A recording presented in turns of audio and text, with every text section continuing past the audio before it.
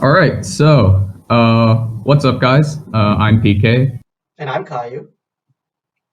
and this is going to be our set review for one of the new sets coming in called Eralou, which is a Louisiana themed set by Tyrant.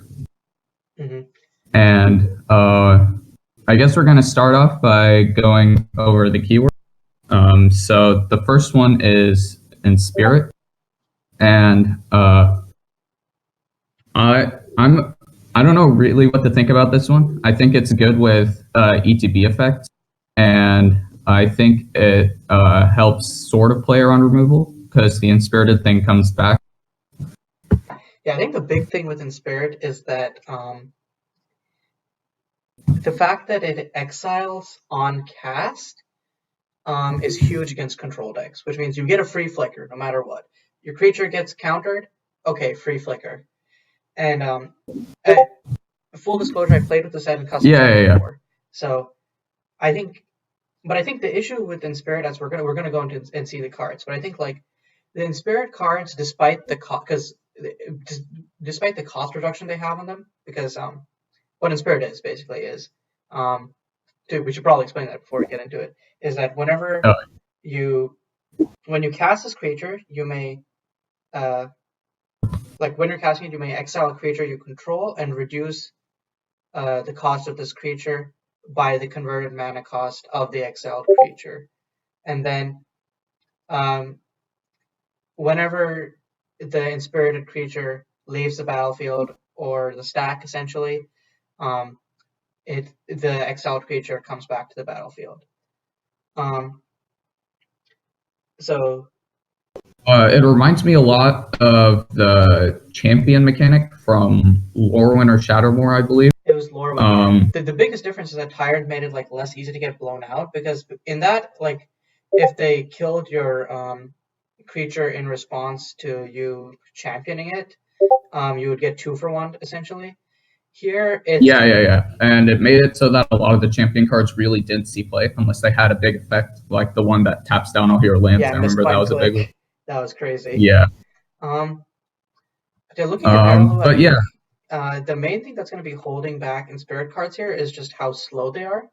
In custom standard, um, they were very effective because even the fastest aggro decks are like reasonably slow. Um, so right. And also, that's one thing to mention is you've actually played with this set before in a different format. And from what I understand, Tyrant actually went through and buffed quite a few cards for MSEM. yeah, he actually, I was one of many people he asked for opinions on what to buff. So uh, definitely like heard from him in that regard, and I know what's been buffed here. Does that make sense? Okay. Uh, as far as I know, most of the inspired creatures across the board had their costs reduced by 1, but they didn't have any other significant changes. And I don't know if that's enough to make them like. I think out of the mechanics we're going to be Uh, looking at here, Inspired is the most likely to see play and most likely to be impactful. And I think it's a very strong mechanic. I just don't know if the cards are fast enough to really be effective in a format like MSEM. But we'll see that when we go into the specific cards. right. And another thing to note is that all the Inspirit cards are enchantment creatures. I don't know if that really matters, but it's just something interesting. It does matter for like enchantment synergies, like tutoring things with legend weaving, tutoring things with Keeper of Holy Lands. Right. It And makes it a lot easier actually, to like have legitimate there's a reclass in like one the in enchantment based decks. right, and there's the one man enchantment tutor somewhere that we're going to talk about. That's also pretty interesting. hmm So Uh, all right. So next keyword is harmonize, and to explain what it is, basically there are certain creatures that say harmonize dash do something. So it can be like draw a card or deal damage to a target or whatever. And then certain effects will allow you to harmonize. yeah, and So, most harmonized creatures harmonize on ETB. So they basically have an ETB effect, and if you want to reuse that same effect again and again, you can either trigger it on another creature with harmony entering the battlefield, or effects letting you harmonize? Right. I'm initially I was a bit skeptical about this because I'm not too big on like what I call parasitic effects, so like contained within one set. But I think the fact that a lot of creatures harmonize on their own on ETB will sort of help like stymie that. Right, but I think in that case, like I feel like lots of those effects should be evaluated as ETBs rather than as harmonized mechanics. And Right. I don't think that there's going to be a harmonized deck in MSEM. There are simply like not enough high impact harmonized cards, and limiting yourself to cards from one set is already like a big enough limiter without the cards being bad. So Yeah. Then Germinate. So because I don't think there's anything else to talk about harmonize, but Germinate is basically it's Germinate X, and then basically what happens is you get to choose, or you repeat the process X times of either creating a 1/1 sapling token or putting a +1/+1 counter on a creature you control. Now, I think as a mechanic, it's super strong. And yeah, I'll let you talk about why. There's already a similar mechanic in MSEM called Nourish, but this is just strictly better. Because what Nourish did was it was Nourish X, and then you had to put X +1/+1 counters on the creature that nourished, or create two 1/1 like citizens, or I forgot what it was. But what Germinate allows you to do is allows you to split it up between +1/+1 counters and tokens, which is much better in my opinion. Also, the tokens don't, or sorry, not the tokens, the counters don't have to be on the creature that germinated, which makes it like a lot easier to like spread around. It's easier to use as like a combat trick if you have instant speed ways to do it. It just gives you like a lot more freedom and utility with it. Yeah, I think that's a really good mechanic, especially since there's already a token shelf in MSEM. Yeah, I think black-green tokens, which is, I think lots of people, including themselves, are pretty down on the deck, but it's currently 2-1 and like in the current GP. So that means if they win their round 4, they could be going on to the top 6 cut this GP. Right, and I think one of the biggest problems with tokens is people do main deck like board wipes, but I think Germinate's a good way to like refill the board. Like whenever a card's Germinate, you can easily generate like 2 bodies off of 1 card. Sometimes like, and then you could also buff it if it's necessary. I think it's really good in there. Yeah, and there's cards like, well, actually, we'll get to that. But yeah, basically just the versatility and the ability to like choose whether you want to like build up a board or like go in for damage now. It's just I think it's a fun mechanic, and I think it plays really well. But also in the context of MSE, it's just a good mechanic in terms of like power level. Yeah. All right, want to take the next one? Yeah, and then there's Tithe, which is basically tap 3 artifacts or creatures you control when either the creature that it's on ETBs, or you cast it if it's a non-creature spell. Yeah, I think Tithe is a really like, it depends on what you're playing.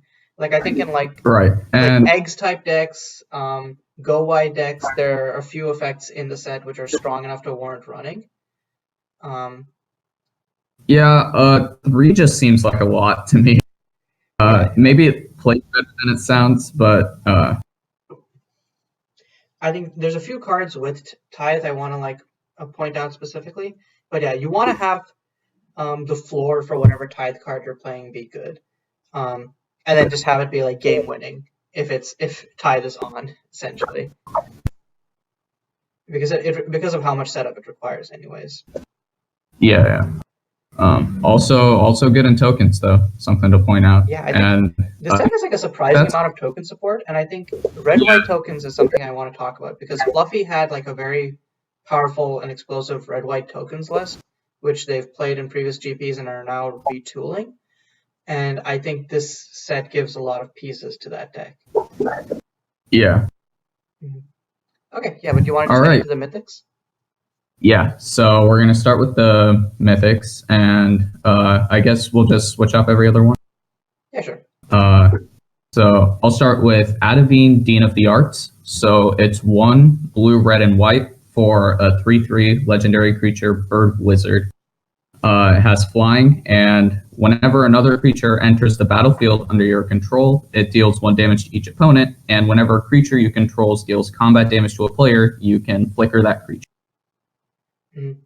So really interesting. MSEM aside, I really like it as an MSCDH commander. We need more we need more people to play MSCDH in general, but I really like it as a commander. Yeah, I think once people start playing like MSEDH, I think this will be like a very a commander that people like flock to. Just reusing ETBs is lots of fun. Yeah, in MSEM, it's a lot like as a 4-drop, it does a lot to justify as a 4-drop, but it's also 3 colors and it's a 4-drop. So I think I know that there are in ECH, which is basically custom standards version of MSEDH. There are infinite combos with Adavine. I don't know if there's similar cards here which fill that role. But if there are like there is like an infinite combo with Adavine. People might end up playing him for that purpose. Yeah. Other than that, yeah, it's a bit slow for MSEM being 4 mana, but the effect is powerful. Mm-hmm. We'll just have to see. Mm-hmm. So next we have Antonin Lazaire, and he's the only planeswalker in this set, or the only non-creature with Inspirit in this set. And he starts off at 6 mana, but then remember you can exile a creature to reduce his casting cost. As a planeswalker though, 6 mana is very steep, even with Inspirit, and usually decks that you want to be playing planeswalkers in don't have creatures that you're going to be willing to exile. Yeah. It's weird on planeswalkers stapled onto him and card advantage, which are both good. I just think his cost will probably be the most prohibitive thing about him. What do you think? I think I actually kind of like how Inspirit plays on planeswalkers because even if they reduce his loyalty by like attacking him, you can get the creature back. What I think are interesting are his abilities. I don't know how they'll play. So the first one is a +2. You can look at the top 3 cards of your library, put 1 into your hand, and exile the rest. The -3 allows you to exile a target creature, and you can choose to return it into the battlefield under its owner's control. And then the -9 is you can basically put all creatures that Lazaire exiled onto the battlefield under control. Oh yeah, and you also get a board wipe with it. Yeah. But it's a game-winning ultimate, but most planeswalkers have game-winning ultimate. Yeah. It's a pretty neat ultimate. Though I think to note is that he can reach his ultimate 2 turns after you cast him, which is pretty fast. I mean, assuming that they don't have interact with him. But also, it is +2, so it puts him up to 7 loyalty. Yeah. I think my biggest issue with Lazaire is that I'm trying to think about what decks would run with Lazaire, right? Like something like I'm trying to think like Union Rail Strikebreaker, but then you don't want to Inspirit your Union Rail Strikebreaker. Granny Suzume decks where like flickering creatures make sense. Like if you have the loyalty, sometimes flickering creatures would make sense. But I can't think of anything that you'd want to permanently Inspirit with Lazaire. Yeah. So it'd have to be a deck with like expendable creatures. That also synergizes around ETBs. I just don't know if that exists. Yeah, I think Lazaire is just like in an awkward spot where he's like very close to being playable, but just not there. Yeah. Okay. So next up is Avatar of Plume de Vol. It's 3 and a green for a 4/4 Avatar. And it's basically doubling season. So if an effect creates tokens, it creates twice the many tokens. If you would put counters on something, twice that many counters. Yeah, it does all the stuff doubling season can do. So like planeswalkers get really crazy with it. Yeah, it is 4 mana though. Yeah, and I think that like Super Friends decks have kind of been rumbling around for a while, and I don't know if this is what will push them, or like I think some people have made, like, there's like Esper Hat Party, but I wonder if this is what like will push more people into trying just like pure Planeswalker decks, because Right. doubling season is pretty It insane. it gets really insane because with Planeswalkers you play them, double their loyalty, and a lot of them you can ultimate right away. So I think most people, I don't think in MSEM have ever looked at the ultimates of their Planeswalkers. It's all about like just the base, like the plus and the minus abilities. I think this card will have people like going back through the Planeswalker list, seeing if there's anything that combos with this. What ultimate can win me the game? Yeah, pretty much.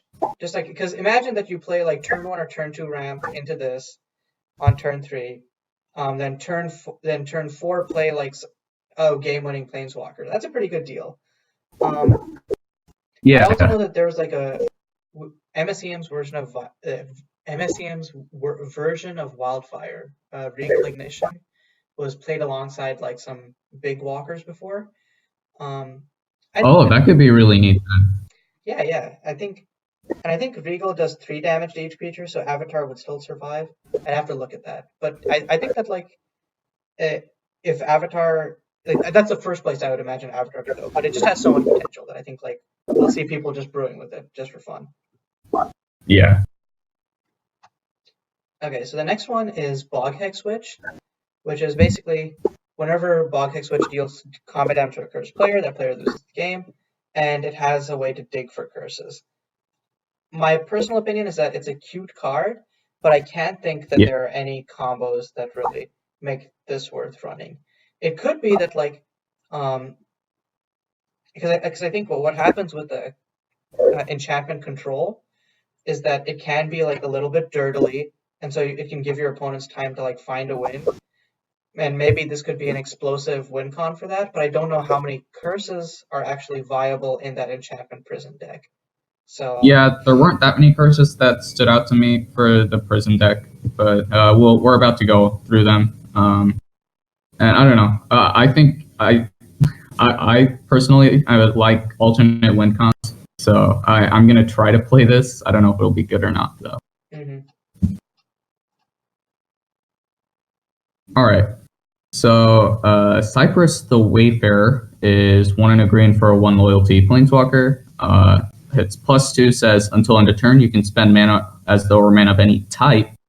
0 for each color, put a +1/+1 counter on a creature you control of that color, and -7 for each color you can tutor a creature of that color to the battlefield. Mm-hmm. My personal opinion is that Cypress is not very strong, even being a 2-mana walker. As crazy as it sounds, I honestly feel that Cypress could be a 1-mana walker. Yeah. Because we already have Eden Gaunt in the format, and she is way more versatile than Cypress.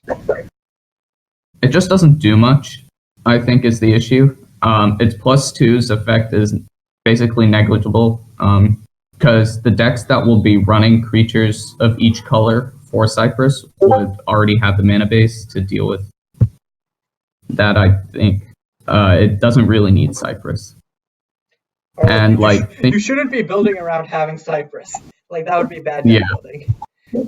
And also in a 5-color deck like Angel Touch comes to mind. Can't really cast Cypress anyway. Yeah. So I think Cypress is like another card which is like in this weird limbo space of like its abilities do stuff, but like in the context of the MSEM meta, it's just not worth it. Because our mana bases are good enough, and our 5-color decks can't cast monocolored cards. Yeah. Mm-hmm. Okay. Next up, we have Encore of the Phoenix. It's 1 red for a sorcery, which basically gives you an extra combat step, and then you sacrifice all the creatures that attack this turn. I think that this will be good for explosive Fred decks as kind of counterpart to Fated Challenge, which is 1 blue sorcery, which gives you an extra turn, but lands you control don't untap. Yeah, I think it's a potent win condition in decks that want to just flood out with creatures for really cheap and then Encore and just like kill on turn 3 or 4. Yeah, I'm trying to go through my head and think if there is like a line like that. Like, do we have anything that would be like? I think turn 4ing is very possible with Encore. Turn 3ing, I don't know that there is. Maybe something with And Almsproof. I think actually Almsproof Champion might get there. Like Almsproof Champion into some like hasty 2-drop into Encore of the Phoenix. right. Mm-hmm. And I think I'm sorry. I was just saying, like I ran like a deck with both Faded Challenge and Almsproof Champion, and I think that shell felt really nice. But then getting 2 blue for Faded Challenge was a challenge. So I think maybe cutting that deck back down to just red white tempo, like something like a Cat Tax variant, would maybe be something to look into. Mm-hmm. And like decks that want stuff to go into the graveyard, I also think this could be useful because sacrificing everything at the end of turn, and then you could always just recur it. Mm-hmm. Like Anarchist Thanksgiving style decks with I think Dread Evangel is the name, and then Shikai Revenant, all those. Yeah. Mm-hmm. Pretty cool. Mm-hmm. All right. Next up is Eralou, Eccentric Collector, which is 2 red and a green for a 2/2 legendary creature, Frog Advisor. And it has artifacts you control have tap, add 1 mana of any color, and 2 red-green, and you create a 3/2 Crocodile with Trample. And the Crocodile gains haste until end of turn. At first, I had trouble figuring out where the 2 abilities synergize, but basically, you tap your artifacts to create crocodiles with haste is essentially what I get. The power is the artifacts you control have tap, add 1 of any color. That's where the strength of this card is. So eggs, I guess. Yeah, I think someone is I think I'm seeing Just Nobody or CFD Sock furiously brewing with this card right now, just because of that first ability. Yeah, yeah, I think this is the kind of card which will not be played fairly. This will be played as like some sort of combo piece, or it won't be played at all. My feeling. I like that it has a way to like use the mana if you do end up going infinite on the card itself. Oh yeah, for sure. That makes it like very attractive, because then it's just like a 1 mana win con. Or 1 mana, what am I saying? 1 card win con. Yes. But other than those like combos where you like just play out a bunch of artifacts and stuff, I don't think it's that useful. Mm-hmm. Okay, so next up we have Faradia, Honored Sovereign, 1 white for 7/7 flying vigilance indestructible. The catch is she can't attack or block unless you tap 3 other untapped creatures or artifacts you control. So obviously you're playing Faradia in like a go wide deck. Yeah, it's a big beater and it has indestructible, but notably indestructible doesn't do a lot against the removal in the format, which is mostly exile based. Yeah, and like she needs so much to be good. I think if you're running Faradia, you could probably just run Helvala instead. Helvala is 2 white. Whenever a creature you control attacks, you may exert it and create a 4/4 flying angel token. Yeah, because in that case you're multiple bodies, which I think is much better than sinking 3 creatures or artifacts into this 1 card. Yeah. Yeah, so in general, I don't see Helena. I don't see Faradia being meta impactful. No. Mm-hmm. So the next card is the thing that I just had a verbal typo on, Helena the Awakener. And you're gonna explain. Yeah, you're gonna explain this one, right, PK? Yes. So Helena the Awakener is 1 white and a white for 3 loyalty planeswalker. It has a +1 that says create a 1/1 red cleric. And then if you control 3 or more clerics, instead create a 5/5 legendary angel with flying and vigilance. It's -1. Exile target non-land permanent you control. If you exile target non-land permanent if you control an angel. Otherwise, that permanent can't attack or block, and its activated abilities can't be activated until your next turn. And then -7 is classic creatures you control get +5/+5 gain flying and vigilance. So it's like every token planeswalker ultimate. Yeah. So my feeling on Helena is that she is really exciting.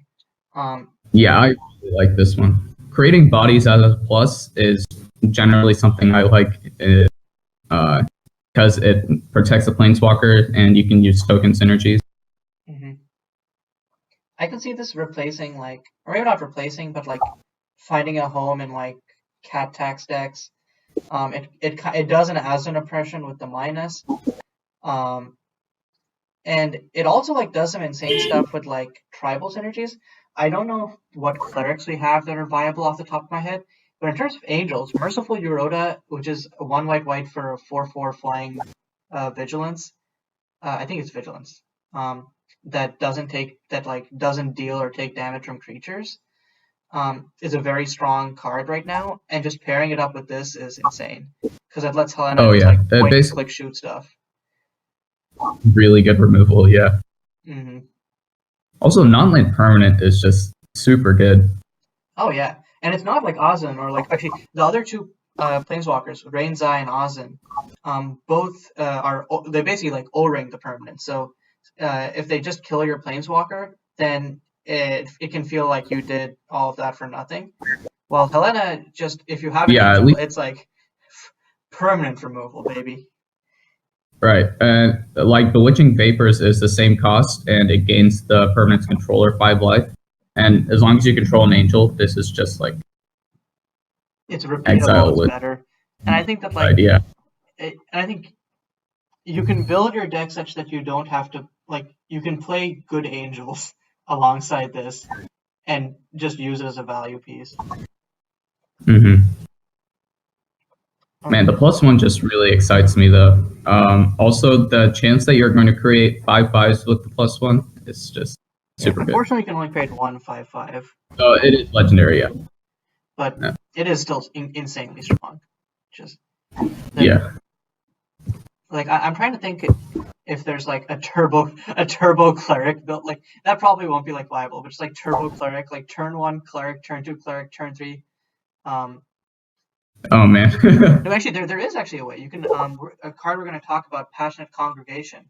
If you have like a cleric on 1, Passionate Congregation on 2, and then Helena on 3, you can just create an Aspect of Faradia turn 3. I don't think that'll be good, but that sounds just like spicy and fun enough to be something that I want to try brewing. Yeah. Mm-hmm. So next up we have Herald of Festivities. It's 4 mana for 4/3 Flying Haste, which is a pretty good body. And it has whenever you attack with 3 or more creatures, harmonize 3 times. And you also can be returned to your hand by harmonizing. So this suffers from the classic, it's a good card, but harmonize itself, I don't think is great. Yeah, and I think the problem is like if there was any good payoff card that you'd actually want to harmonize with 3 times and that you could reasonably run, then sure, I can see running Herald of Festivities. But like in an aggressively oriented deck, I don't think that there's any I can't think off the top of my head any harmonize effects that you'd be like, yes, I do want to do this 3 times and like actually get rewarded for it. And like as a 4th, I'm trying to think as a 4/3 Flying Haste if people would play it. I doubt it. I really doubt that people would play this as a 4 mana 4/3 Flying Haste, but then it's still a possibility. The aggressive decks that want a 4/3 Flying Haste are much more low to the ground. Yeah. So yeah, it's just kind of again unfortunate place to be. Yep. All right. Next is Contra of Bounty, which is 5 and a green for a 4/4 with Inspirit, and it says you can play any number of lands on each of your turns. Now, I think this is really good. I like that it has Inspirit, and it's just crazy ramp. Yeah, and I think there is a land which like you tap it and return it to your hand, it adds 1 mana. So if you play that with Contra of Bounty, you just get infinite mana and you shoot someone in the face. Oh, right. It's like tap, add one land of any color, and then return it to your hand. Yeah. Well, so I think I think there's probably other ways that Contra of Bounty is just insane. The only barrier is costing 6 mana, and as long as you get as long as you can curve into it with like a 2-drop, or like you do turn 1 you play a dork, turn 2 you play a 2-drop, and then turn 3 you inspirit Contra of Bounty, and then go off, because you will have enough mana. Yeah, that's block. And even if they remove it again, it's not that much of a blowout because in Spirit you just get the 2-drop back. And it being an enchantment creature means that it's tutorable, so that it's actually like reasonably viable as like a combo win con. Right. Yeah, man, just playing any amount of lands is crazy. Even if they draw removal like a turn late, you already have all the lands, or you've already gone off. So they're basically forced to have an answer for it in their hand at them.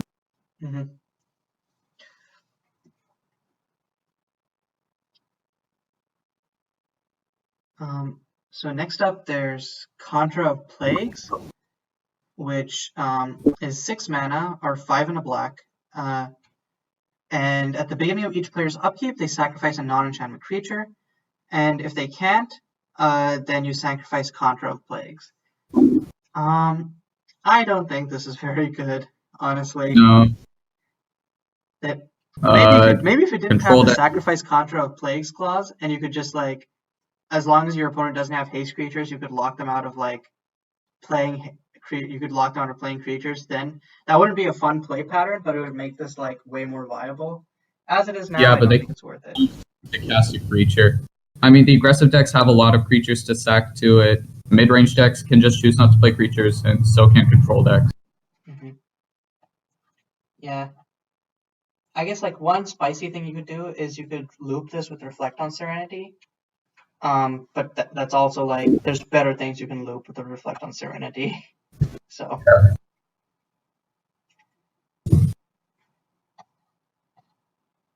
All right. Next up is Lazera's Conjuring, which is an instant that costs X blue, and it says repeat the following process X times, flicker a creature, and then you exile it afterward. So this is the card I think I'm the most scared of from this set.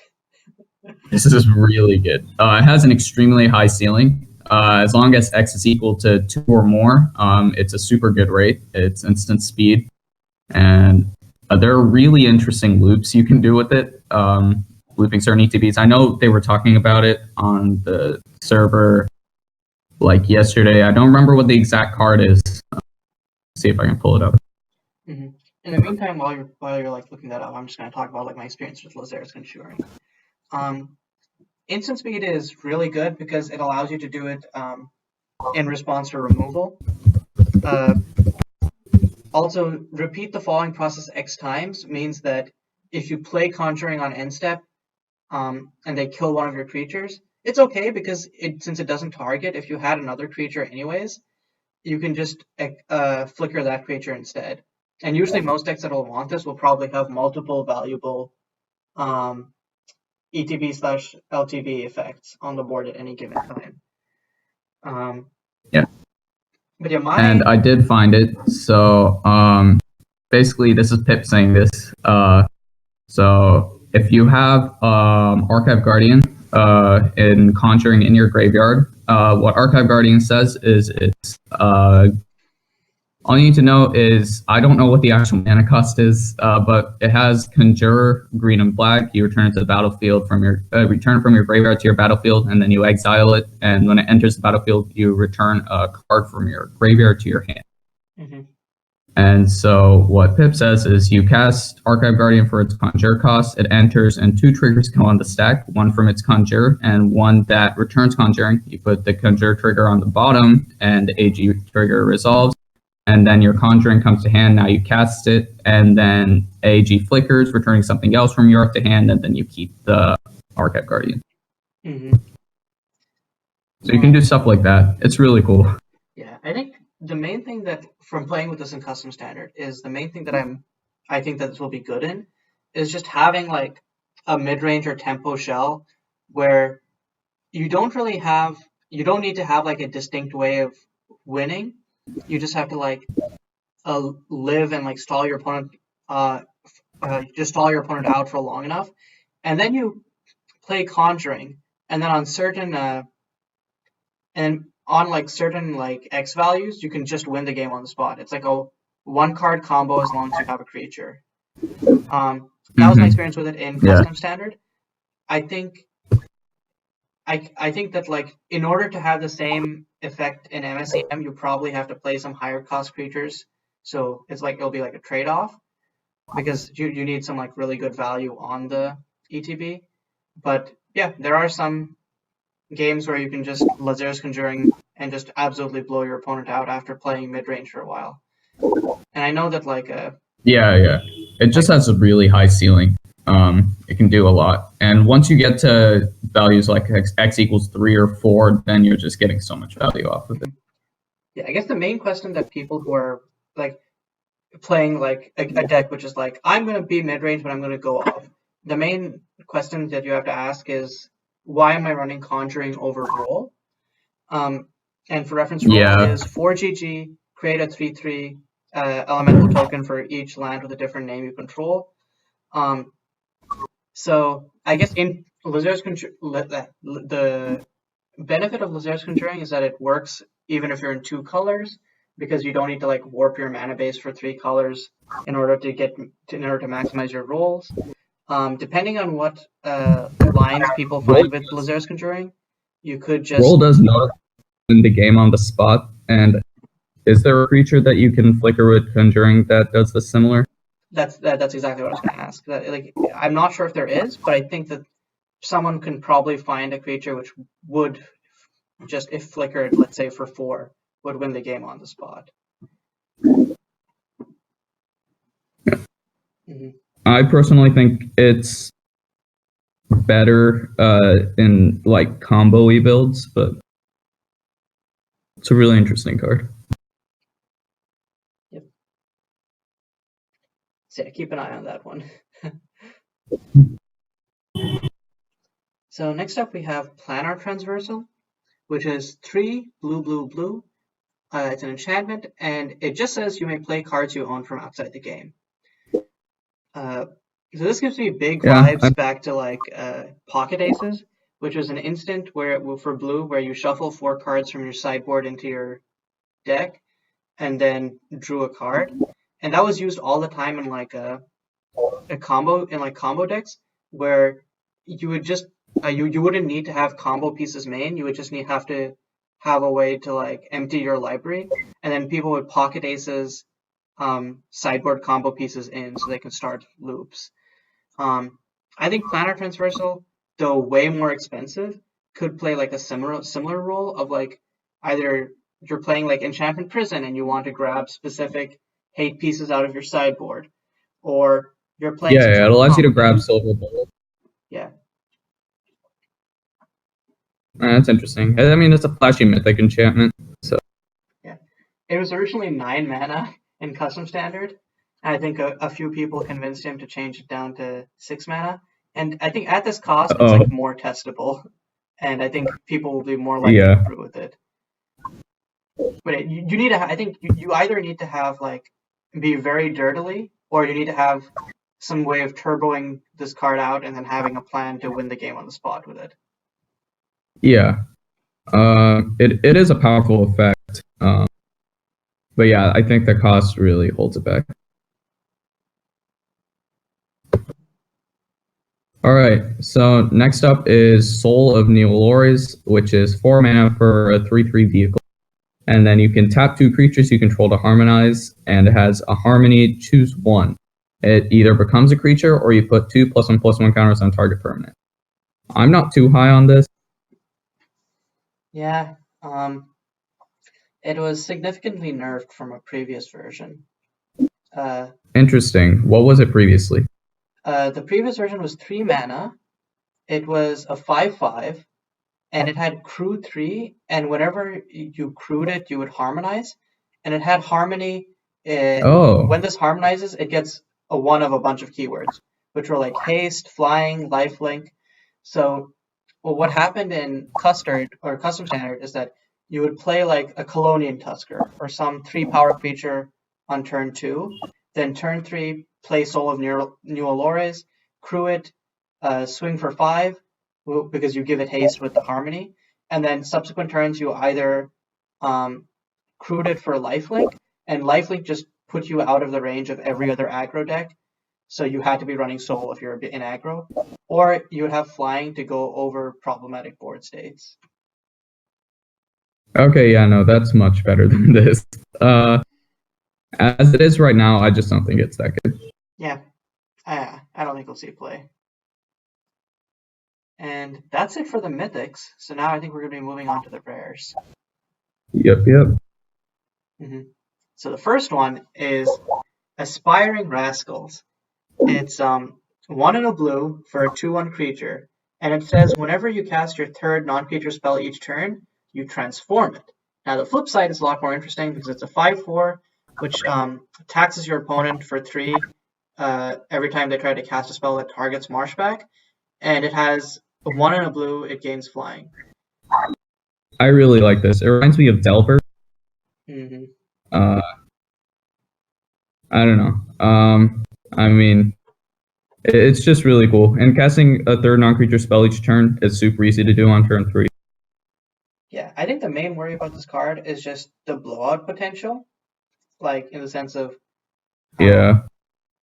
But otherwise, I'm just imagining I think this there's a deck currently in Custom Standard which uses this with an Arclight Phoenix variant, which we have in Custom Standard. MSEM has better Phoenixes, so I think this slots in very easy, just like Phoenix decks, which are already running a bunch of cheap cantrips. Yeah. Though I guess the also like that the threat density would be the worry, and since it's not a recurable threat, that might hold it back. But I think it's such a good card that I think people will be just want to try running it in those shells. Yeah, and I especially like the taxing on pinpoint removal, which is the big problem with big creatures that you pour a lot of stuff into. Mm-hmm. Because if you do flip this on turn 3, I don't think there's any feasible way they'll answer this on their turn. The problem is Memento Mori and Exhume still exist. So. Oh, okay, yeah. Man, graveyard hate. So I think the main thing that you'd probably want to do is use this alongside Phoenixes just to have explosive turns, and then force them to have a wipe or just die. Yeah. Because I think I remember Kevin's deck is running what do you call it? Union Rail Strikebreaker. And Strikebreaker is good, but this is way more explosive than Strikebreaker, and it's also a 2-drop. Yeah. Strikebreaker in that shell too isn't something I'm super excited about. I think this is better in that shell. Yeah. Because I just think it plays better with the Phoenixes. That's generally trying to do. Yeah, I think all in all, I think that this is one of the cards to keep an eye on in the set. Next one is Automated Maestromancer, which is 4 generic for a 3/3 artifact creature construct bard, and it has a Harmony, Scry 2, and tap Harmonize. It's bad. I don't think there's anything else that needs to be said. Yeah, I mean, tapping to Harmonize could be good in a Harmonized deck. Yeah, it's just not great. Yeah. Next up, we have something that is actually good. We have Banish, which is 1 black for exile target creature Planeswalker, and all of the creatures its controller controls the same name as that permanent. And then you basically exile all permanents with the same name from that creature's hand, graveyard, and library. So yeah, this is pretty good. In this meta, you want to have a reason to like if you're having sorcery speed removal, you want to have a reason to be playing it at sorcery speed. Like, why not just play instant speed removal? It's generally better. This one is insane enough to justify being sorcery speed. This one is insane enough to justify being 3 mana. It's just so good. It notably destroys creature-based combos. It basically forces them to play all their pieces on their turn. And just incidentally versus like mid-range and stuff, like just taking out their like if you grab something from their hand, it's just very good. As control, not having to worry about as many relevant top decks is also like really just nice. Yeah.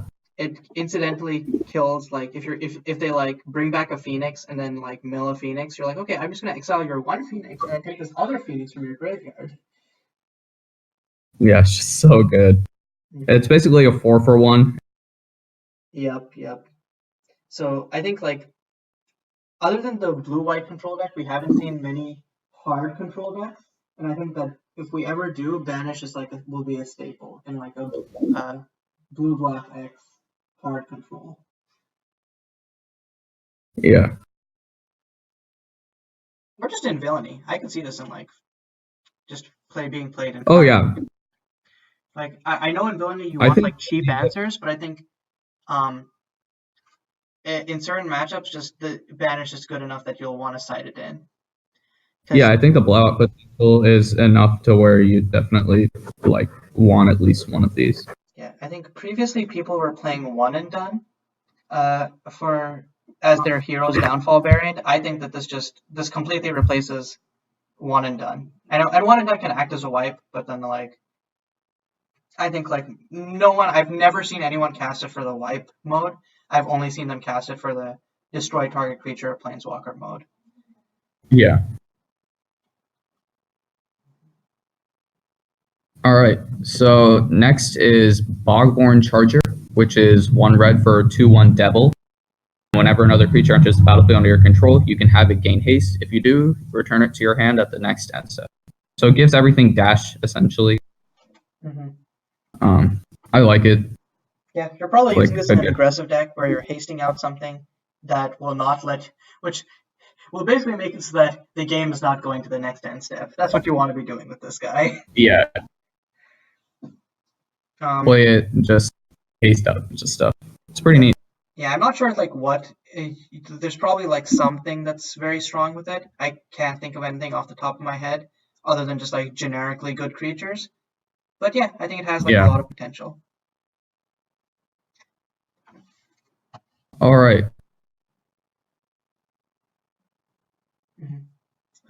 So the next one is Bogborn Exorcist, which is 1 red for a 2/2 with Menace. But the really important effect is when Bogborn Exorcist enters the battlefield, you can discard a card, and if you do, you can exile a target instant or sorcery with converted mana cost 3 or less from an opponent's graveyard, and then copy it and cast it. I don't think this is a main boardable card, but it is a very sideboardable card in this current meta. Menace is super relevant against like creature decks, and I think just being able to grab an instant or sorcery from like an opponent's grave, as like given how many like good grave decks there are and how little red has to deal with good grave decks other than like cold grave or like colorless graveyard hate, this is just like so much better, especially in like tempo decks. Yeah, and like against I'm trying to think of the card. Reprising Bard, which just got nerfed, but I think it could be because for Reprising Bard they're already trying to get cards into the graveyard that are CMC 3 or less. So this could just like just do really well against that. Also Phoenix is another one. Yeah, I think like this card would be a lot more interesting if it had flash. I don't know that it would be safe for its power level, but I think at flash this would allow you to like screw over your opponent in lots of interesting ways. All right. So next is Brash Hunter, which is 3 in a red for a 3/3 human warrior. And you can sacrifice another creature, and it deals 1 damage to any target. And then at end step, if 3 or more creatures die this turn, you can transform it into Grizzly Rougarou, which is a 4/4, and you can sacrifice a creature, and it deals damage equal to the sacrificed creature's power to any target, so it flinks it. Mm-hmm.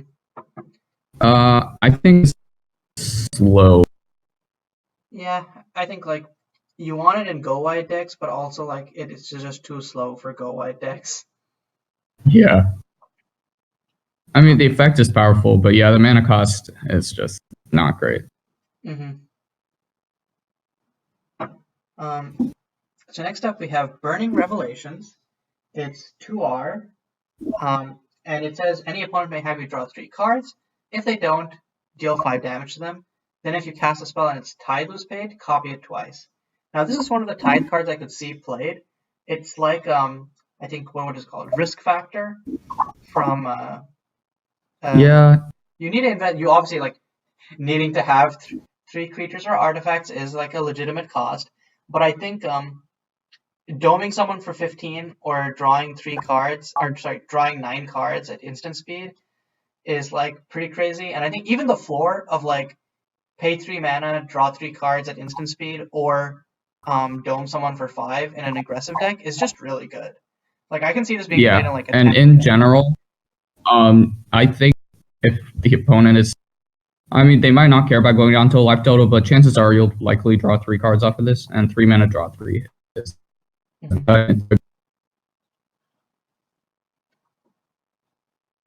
But all like doming that for 10 or 15 if your opponent feels like it is also. Yeah. I mean, effects like these I've seen run in Burn before in Modern, or yeah. Actually, you just reminded me. I think 30 Lava Spikes is a legitimate deck, but like it's kind of a meme, kind of very good on preying on bad decks. And I think this could just maybe make 30 Lava Spikes like legitimately good. I mean, a Guiding Light exists, so like there will always be an answer to 30 Lava Spikes. But hey, I mean, I think like that's exactly the kind of deck where you want both card advantage and the ability to just whack your opponent. Yeah, exactly. Because either they take 5 and all your top decks are going to kill them, or you draw 3 cards and you refill. So neither mode is great for the. Mm-hmm. All right. Next up was supposed to be Containment Priest, but it was changed. Yeah. Crap. I definitely don't remember what the new card is. Do you? I have the Plane Sculptors page ready, so I'll just find it real quick. Yeah. So it's Defective the Clergy, and its text is spells can't be cast from libraries. If a non-land permanent would enter the battlefield from a library, exile it instead. Yeah. So if you're wondering, Containment Priest was changed because it basically was a big hit to strategies that were already not great. And so they just decided to change that. Like, we had like Eureka Tell as like a deck in this format. It just, as a combo deck, it just wasn't like playing well, and just to keep deck building possibilities open in the future. On the other hand, this new version is meant to punish some of the stronger, or not stronger, but some of the potential worrisome cards that people had. The main one is Arty Study, which basically is 1 green. You shuffle 5 cards into a new library, and you can cast the top card of your library if it's a permanent card. So this just shuts off Arty Study. Yeah, I mean, Arty Study is super good. It's one of the most widely run mid-range cards, and it's just really good against Arty Study because it basically turns their 3 mana enchantment to 3 mana. The top 5 of your cards of your library do nothing. Exactly. And it also works against like Legend Weaving, which is good in like enchantment decks. I personally, as being someone who runs enchantment decks, I'm very indignant about this. But I think, I think in general, anything that tutors to the battlefield, basically. Yeah, but I think in general it's just like a healthy safety valve to have in the format. Yeah.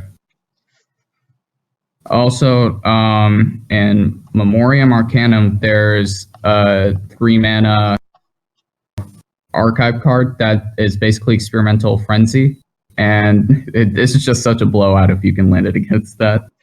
Yeah, Pretty it's funny. just your opponent can't play the game ever. Yeah. Okay, that made me sad because I think that like that card is a really interesting. Like experimental frenzy type effects are like always intrigued me. So to see it kind of it would be shot in the foot before it even gets its chance to shine, kind of doesn't sit right with me. But we'll see. Okay, so the next card is Curse of Bleeding. It's 1 red, or not 1 red, geez, sorry. 1 black for a flash enchantment, which it's a curse, so you enchant opponent. And that player can't gain life, and it shocks them on ETB. I think the main use for this is as a sideboard card against, like sideboard card in burn against decks with good life gain. Other than that, I don't think you would play it at all. Are there any like good life gain decks that you'd want to side this against though? No, not like life gain deck, but like, well, let's say you're playing versus like Monger, and Monger has Bahoom's Penance, and you're on burn, and then you're like, oh, okay. Okay. Like, I don't want him to gain like 15 life, so I'm just gonna slap this baby on him, and that way I can like go off and like burn him out without having to worry. All right. Okay. Yeah, I can see that. Other than that, though, yeah, it just doesn't seem great. Mm-hmm. The next one we have is Curse of Tracking, another curse. This one's green. It says whenever a creature you control deals combat damage to the enchanted player, you draw a card. I mean, tokens, I guess. Not even tokens would want this. I think at 4 mana, I don't think it's going to find a place in the meta. Yeah. It requires board presence. It requires board presence and your opponent not to have board presence. Otherwise, just 4 mana do nothing. So. Yeah, I mean the effect is cool, but yeah, it's too expensive. Mm-hmm. Next up is Curse of Uncertainty, which is 3 in a red for same thing, enchant opponent. The first time enchanted player chooses targets each turn, those targets are chosen at random. So yeah, this is basically bad. It's a fun card, but yeah, it's not great. Yeah. Next up, we have Dazzling Festivities. It's 4 RR, and when it enters the battlefield or at the beginning of your upkeep, each player reveals the top card of their library, and then you can cast a non-land card revealed this way. And then the other player can cast the card that wasn't revealed this way. So Festivities were mostly intended as like a multiplayer card, was my understanding. Yeah, I don't like that it's symmetrical. It's just of a chance that your opponent could get something better than you, and I think I don't know. I misread this card this way as well, but you get to choose you choose first, and you choose from either the card at the top of your library or their library. Oh, okay, all right. Okay, that's much better than I thought it was then. Yeah, I was like, this card is dumb. And then I played. I was playing a commander game with in a pod, and then I revealed my big bomb, and I'm like, cool, yeah, great, I love it. And then he was like, I cast your bomb, and I'm like, huh? Excuse me? Is that how this works? But yeah, I think at 6 mana, there are way better things to be doing in this format. So yeah, at least it's better than I originally thought. All right, so next up is Enthralling Actor. 2 in a blue for a 2/2 creature human wizard. Should have been an actor. Has Harmony, draw a card, and ETB Harmony. So I mean, at 3 mana, it's not worth it, I think. Yeah. You don't want that effect at 2 for what is effectively what do you call it? Elvish Visionary. I remember there Yeah. was talks of this going down to 2 mana at some point, but I guess that didn't happen. At 2 mana, it'd be playable, but not at 3. Yeah. And at 2 mana, we already have the Brainstorm on ETB creature, Imperial Artisan. So. Oh, right. Yeah, and that's just better. Yeah. Okay, so next up we have Exciting Band, which is 4 and a red for Harmony, 4/4 creature with Harmony, deals 3 damage to any target. Now, if you're going to use the Phoenix, Herald of Festivities, with anything, it would want to be this. The problem is this is 5 mana, I mean, and you could. if you're going to 5 mana in an aggressive deck which can swing out with 3 creatures, you're probably not playing a good deck. Yeah, at 5 mana, this is just so bad. Mm-hmm. With Herald of Festivities, though, you could dome an opponent for 9. So there's that. Mm-hmm. That's the meme that's going to become a dream. Someone's going to do that Yeah. forever. Oh, I'll throw it. Mm-hmm. All right. Next up is Explorer's Fate of 1 black for a curse, enchant opponent. At the beginning of enchanted player's upkeep, you create a 3/2 crocodile with trample if the enchanted player has 10 or less life. Otherwise, the enchanted player loses 2 life. I think 2 life is just way too negligible.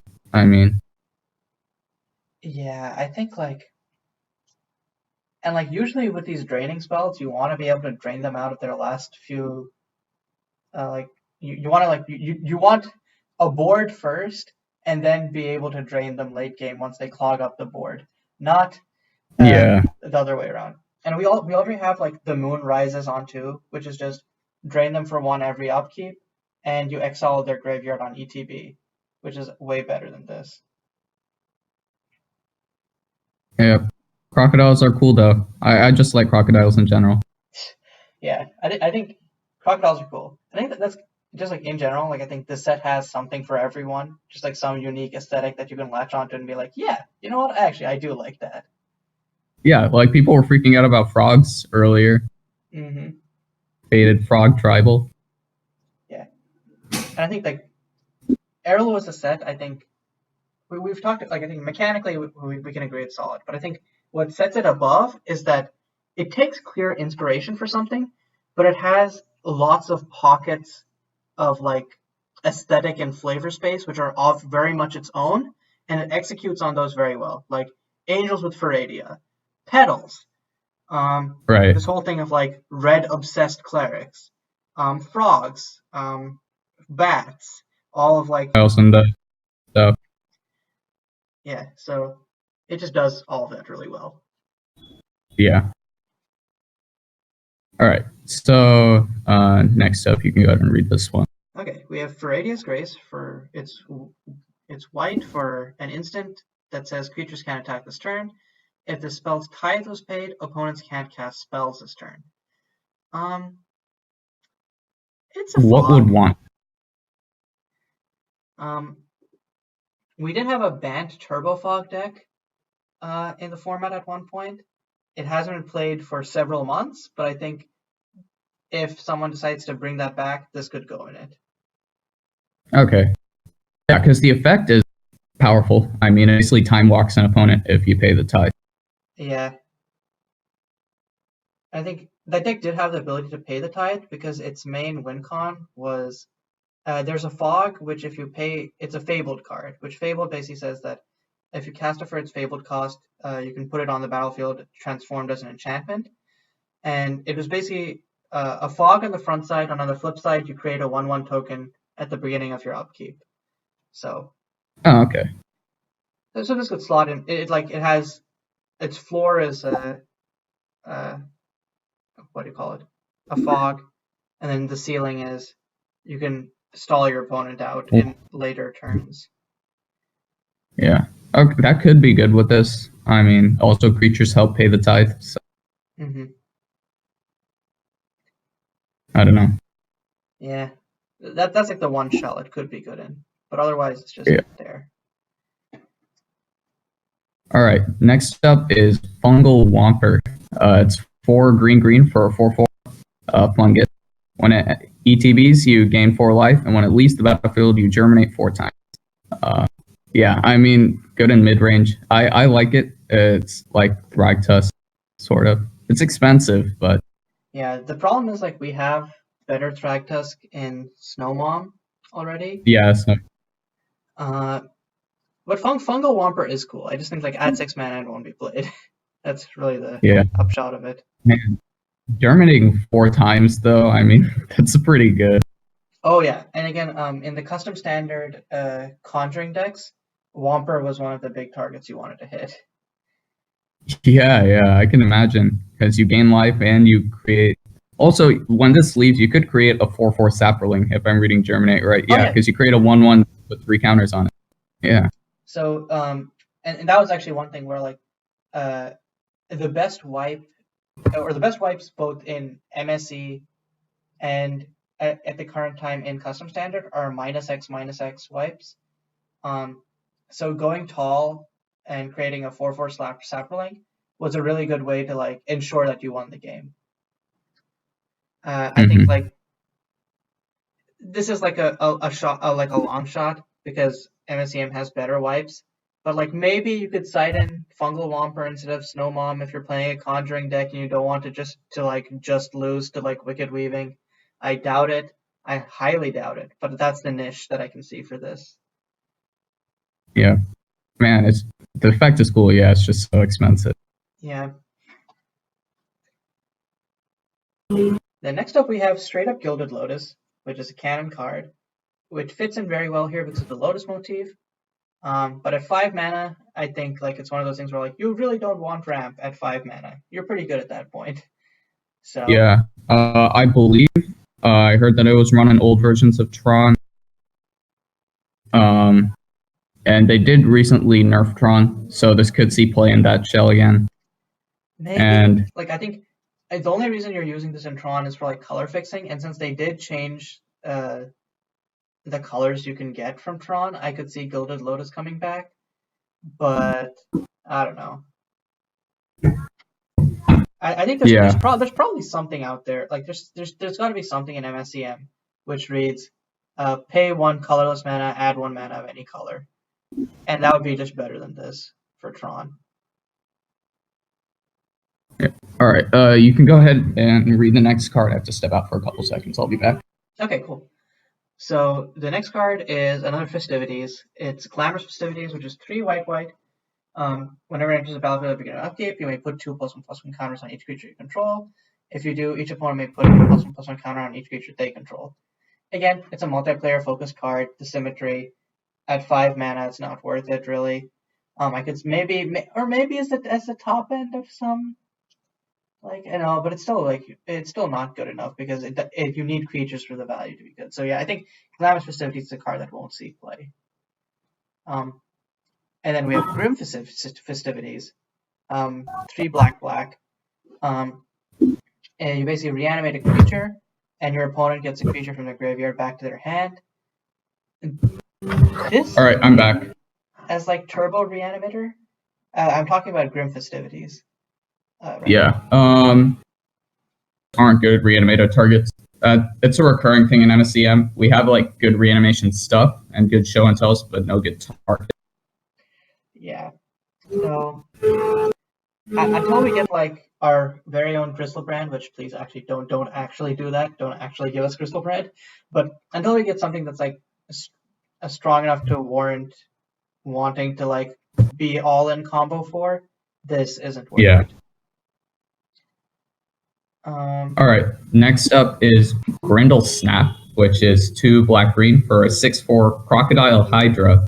You can sacrifice another creature, and it gets +3/+2 and gains Trample if that creature was a crocodile. Otherwise, it gets +1/+1.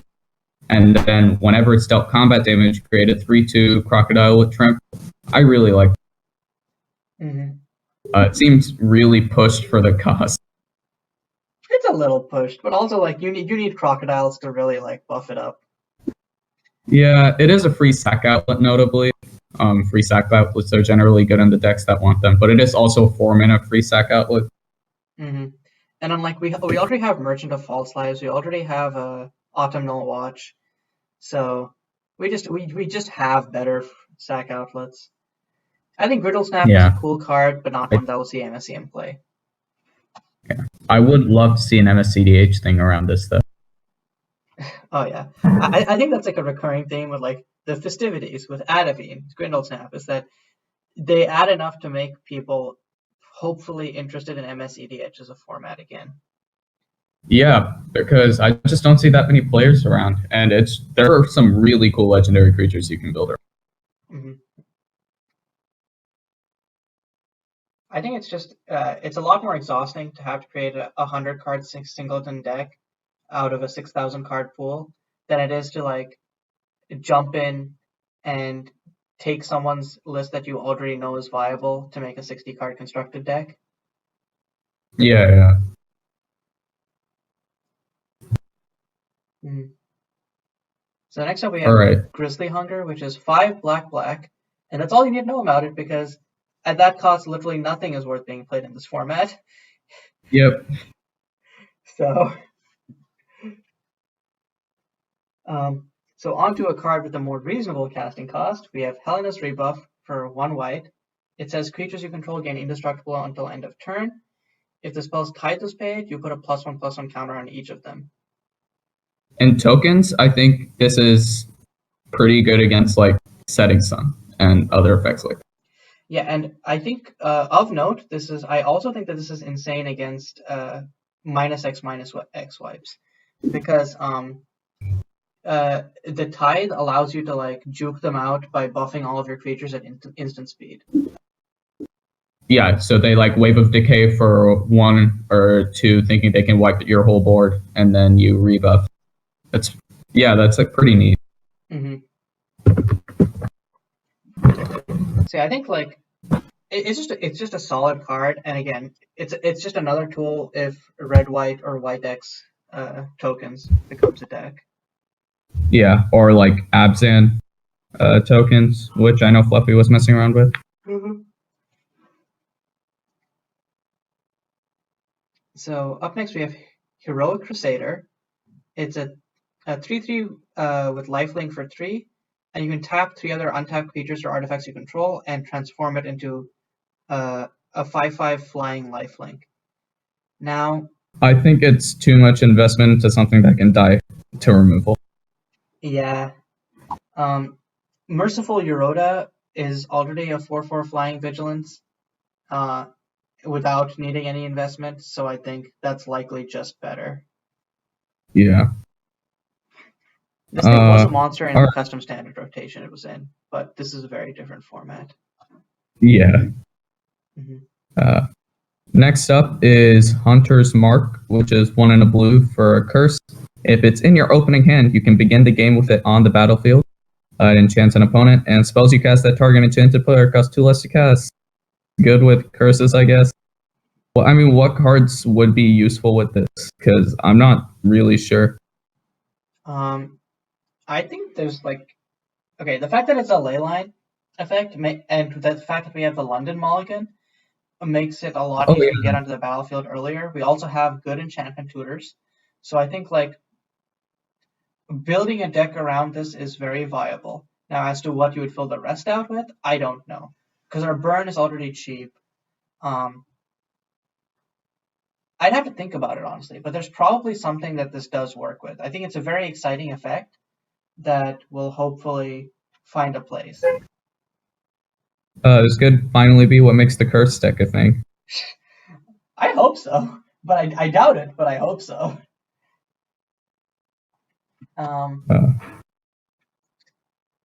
Next up, we have Jima, Zulaf Queen. 4 green for an Inspirit creature, which can give another creature Inspirit by tapping. It's just 5 mana, and you need to untap with it, and the effect is powerful, but not like super great. But what you want to do with the effect, most likely, is make a creature that would not like find some shenanigans by making that creature an enchantment. Find some shenanigans by making it have Inspirit. Like you don't want to play this as a fair card. You want to play this as like again, like make it have like some sort of weird combo. I think that this is less likely to have a weird combo than some of the other cards we've discussed in that sphere, but I think it's the only place that this would potentially see play in MSEM. So next up is Contra of Old Magic, which is 4 and a green for a 4/3 spirit with Inspirit. And when it ETBs, you return a card from your graveyard to your hand. So Reclamation say or not Elvish. Oh god, what's the name of it? Eternal Witness. Eternal Witness. Oh god. Okay, yeah. I think it's good. Yeah, I think this is the Contra that I think is second most likely to see play. Actually, sorry, third most likely to see play. After Bounty and another card we haven't seen yet. But yeah, I think just the ability to just get back a card from your graveyard and then potentially just flicker one of your creatures. It's just good. It's just good mid-range value. Honest magic. And you can also cast it for super cheap. So yeah, that's just good. Yeah, like lots of the other Contra are 6 mana, which makes them awkward to cast because the first turn you can cast them is turn 4. Here you can curve a 2-drop into Contra of Old Magic because it's 5 mana. Right. Okay, next up we have Contra of the Third Eye. And like I was saying, like most Contra, this is 6 mana, 5 and a blue. And it basically gives you a future sight type ability. You can look at the top card of your library at any time, and you can play the top card of your library at any time. I don't know. I don't know how to evaluate this.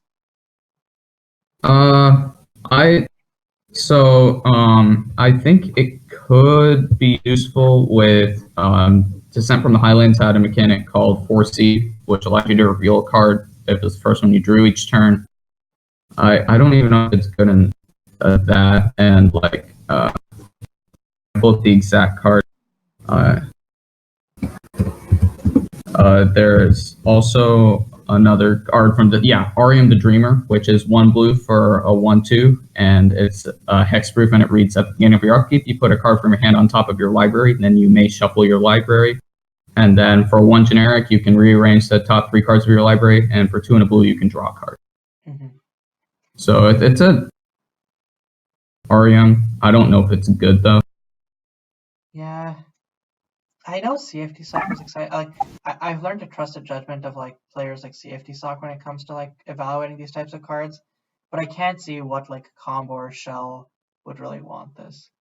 So I'm kind of like I'm feeling conflicted about it because my heart tells me it's bad, but my trust in other people tells me there's probably something good with it.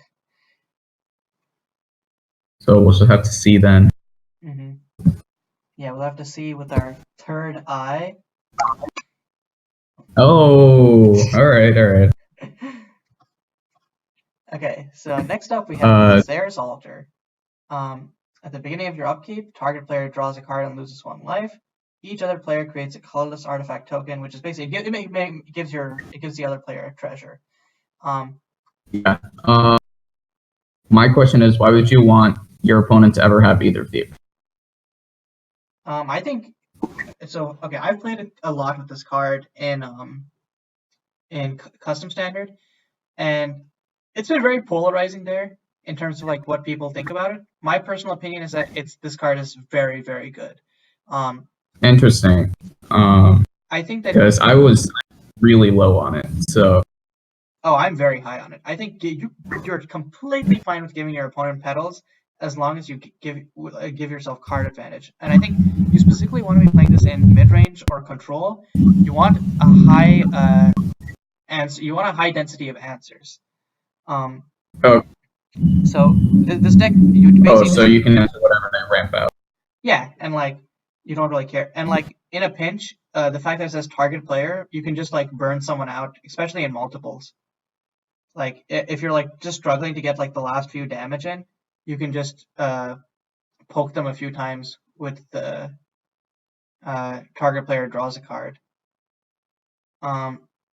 Okay. I think the one worry I'd have about in MSE with this is that MSE is a much faster format than Custom Standard, and that tapping out for a 2 mana do nothing enchantment and control could just mean you're doomed.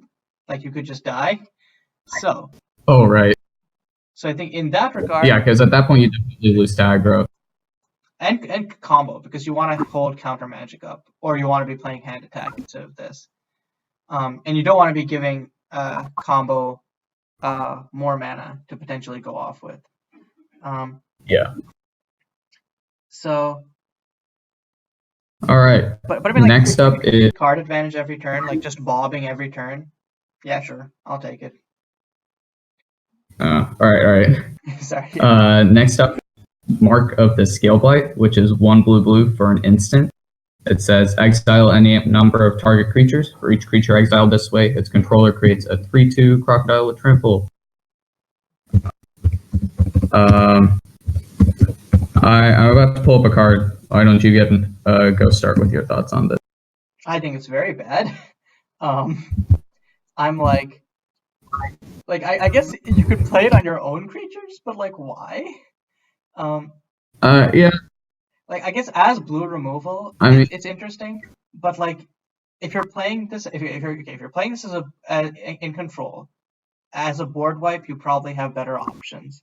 Even at instant speed, this set gives you Vibrant Rapture, which we're going to be talking about in a little bit, and that's an instant speed board wipe. So, I mean, you could use it as like a Beast Within, I guess, a bad Beast Within. Yeah, because like if this had Planeswalkers as well, then it might be way more. Then it's way more interesting. Yeah, or you could I guess turn a board of 1/1s into 3/2, but yeah. And the card I was thinking of is called Curse of the Swine from Theros, which is X blue exile X target creatures, and then those creatures' controllers put 2/2 green boars onto the battlefield, which is also similarly bad. Yeah. I guess the one weird combo I can think of this is like it's not even a combo. It's just like you create catch tokens with Sigura Tam and then exile them to get permanent crocodile tokens, but that's like fun synergy, but it's not like something to build a deck around. 3-color Sigura Tam crocodile deck. Yeah. Dude, I'm gonna spike the next GP so hard. Just watch.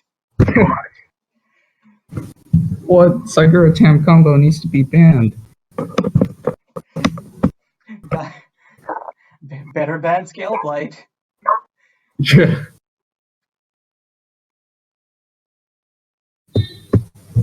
All right.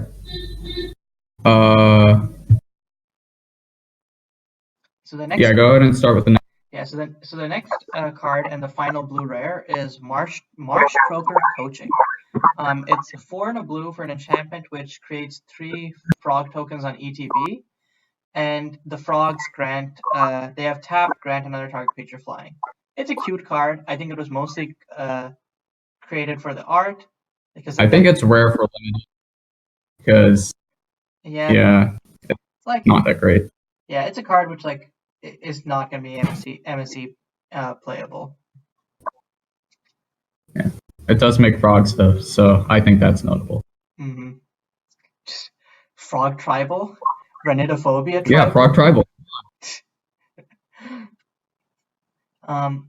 Anyways, getting into a rare that's actually good, Minister of Zealots. It's a 2/1 which creates a 1/1 red cleric creature token with haste under your control, and if you cast an instant or sorcery, you get to keep the cleric token. Otherwise, you sacrifice it at the beginning of your end step. Yeah, this is really good. Yeah, it does like a really good impression of Union Rail Strikebreaker. And the fact that the tokens have haste and that the minister has 2 power is like way better in aggressive shells. It makes it so that you don't have to be in blue to have like this kind of like value. So, because I think lots of decks were skewing blue for Strikebreaker. Now they might be able to go red instead. So we see meta diversity. Yeah, like aggro burn decks probably would want this as like just a repeatable source of damage. I think the one difference between this and Strikebreaker, which is a huge blow to this, is that it only counts instances and sorceries and not all non-creatures. Because you can't like curve you can't curve this into villainy the same way that you can with Strikebreaker. Strike. Yeah, Strikebreaker is just a really, really good card in general, though. Mm-hmm. Yeah, it's a ceiling for a card's power level in MSCM, not like a floor for it. Yeah. All right. Next up is Mushroom Merchant, which is 2 green for a 3/3 human advisor. At the beginning of your upkeep, you can germinate. Then, if creatures you control have total power 10 or greater, you transform it. And Overgrowth Host, when Overgrowth Host attacks, you can germinate. Then, creatures you control that are saprolings or have counters on them gain trample, and saprolings you control get +1/+1. Mm-hmm. I don't know where this would see play. It wouldn't. 10 power is. It wouldn't. Moving right along. Yep. All right. Occult Tutor is an unconditional tutor for 2 black, and you can pay its tithe to add 4 black mana. So basically, it makes it mana neutral. I don't think we have a Storm deck that would want this and be able to pay the tithe, because I know like there's a similar card from Origins, which is played in Storm because of the ability to be mana neutral and also a tutor. Yeah, I don't think we have a deck that would want this yet. It could. It's something that like I think in the future could have a deck built around it, but not yet. Maybe. All right. You can tackle next card. Just give me a second. Card is Enteraki Apex. It's 2 red for a 6/5 flyer. And it says creatures you don't control have this creature fights Enteraki Apex. So it's basically like a big red flying boy. I think if this had haste, it would be insane for one. But if it had haste, it would be like playable. Here, much better. Yeah, I don't think like 4 mana is the awkward slot, because 4 mana is where like red decks stop wanting to have cards at that place on their curve. Enteraki Dryad is it's a card that I think like never quite got like it's powerful, but like even in custom standard it never quite got there, and that's like a slower format. I think here the cost has been reduced by 1, so it could do work, but I'm like skeptical of it. I don't know. Yeah, I mean turning card draw into ramp is I think not negligible. Oh yeah, actually, it could be like you could like storm off with this maybe. Like if you have enough card draw, and then you can just keep paying for the cards you draw. Mm-hmm. Like just a bunch of cantrips. Yeah. But yeah, other than that, I don't know where this would see play. All right. Next up is Enteraki Hunter, which is black for a 1/1. Whenever it attacks, each opponent loses 1 life. And at your end step, if an opponent has 10 or less life, you transform it into Scale Blight Cutthroat, which is a 2/2. And whenever it attacks, each opponent loses life equal to its power. Mm-hmm. Black, it gets +3/+3 until end of turn. Yeah, so I think this is going to be a really good card in aggressive black decks, because it's effectively it's effectively a 2/1 for 1. And like once it flips, and transform. Like it's a beater of a card once it transforms. And like if you have like pump spells, it just gets even crazier. Yeah. So yeah, I think people are going to be playing this in like black-based black-based aggro shells. Mm-hmm. All right. Next up, you can go ahead and take this one. Yep. So next up we have Enteraki Vagabond, which basically it lets you do both modes when you germinate essentially, and it has an activated ability that lets you germinate. I think germinating. Man, I just don't like only synergized with one mechanic. Mm-hmm. Oh yeah, if it's synergized with Nourish as well, that would be super cool. But yeah, it's like if there's a card which only supports one mechanic, it probably is an MSEM playable. So yeah. Next up we have Perish Paragon, which is 1 white. It gets +1/+1 for each creature you control. All damage that would be dealt to other creatures you control is dealt to it instead. can you say go wide? I think. Yeah. I mean, would token decks want this though? Token decks that don't want to get blown out by Chaldron's Rage, basically. Oh, right. I definitely forgot that was a card. Yeah. Yeah, so this is like a sideboard option versus a Chaldron's Rage. It can get pretty big too. Yeah, and I think it's also just good because versus mid-range decks, if you're swinging out with a bunch of tokens, and they only have a few blockers, the issue is usually like you're afraid of swinging out because they'll kill your tokens, and then you just won't have a board. Here you can like profitably swing out, and you won't lose any of your board because even if they don't have like enough blockers, then the damage dealt won't be enough to kill Perish Paragon. So Yeah. yeah, but I think the big thing is anti-Chaldron's Rage tech. Mm-hmm. All right. Next up is Pretentious Performer, which is 3 and a white for a 3/4. That has Harmony, exile another target creature until it leaves the battlefield, and then when it ETBs, harmonize. Right. Yeah, I think this is the type of card which would have been good in like Obzon Ardes, but Obzon Ardes already has Kirishima, and Kirishima is just better than Pretentious Performer. So yeah, and like it would be good if you have reliable ways of triggering Harmony, but you don't. Yeah. Now the next card, Rejoicing Aristocrats, I think is like a little bit more viable as sideboard tech because it's essentially Rex Sage, and Rex Sage is good. Like I think Rex Sage can just be good. Yeah, I mean, yeah, Rex Sage is already a good sideboard card that does see play in normal modern. Mm-hmm. So yeah, so this could be like in Obzon Ardes Mirrors, you just bring in Rejoicing Aristocrats. So yeah, cool card. Yep. All right.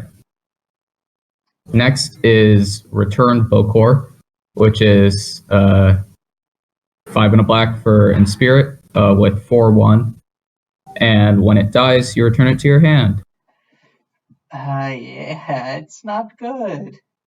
It's not great. Let's move on. Next up, we have Royal Domain, which is a land. It adds colorless. You can pay 2 mana to add 3 mana of any one color, and you can pay 3 mana and tap it to create a treasure token.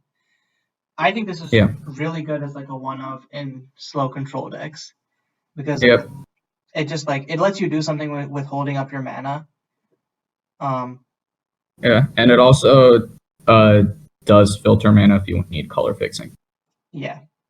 Unfortunately, it doesn't like fix, but yeah, it can definitely like filter for a color. Yeah. All right. Next is Sensational Festivities, 1 blue for an enchantment. When it ETBs are at the beginning of your upkeep, you may draw a card. If you do, each opponent draws a card and discards a card. Again, like all the Festivities, I think this is a multiplayer intended card. This is the closest to being MSE playable, but I think Alter just outclasses it in every way. Yeah. Because letting them dig is a way bigger downside than letting them create a treasure token. Right. So next is Shaman of the First Pact.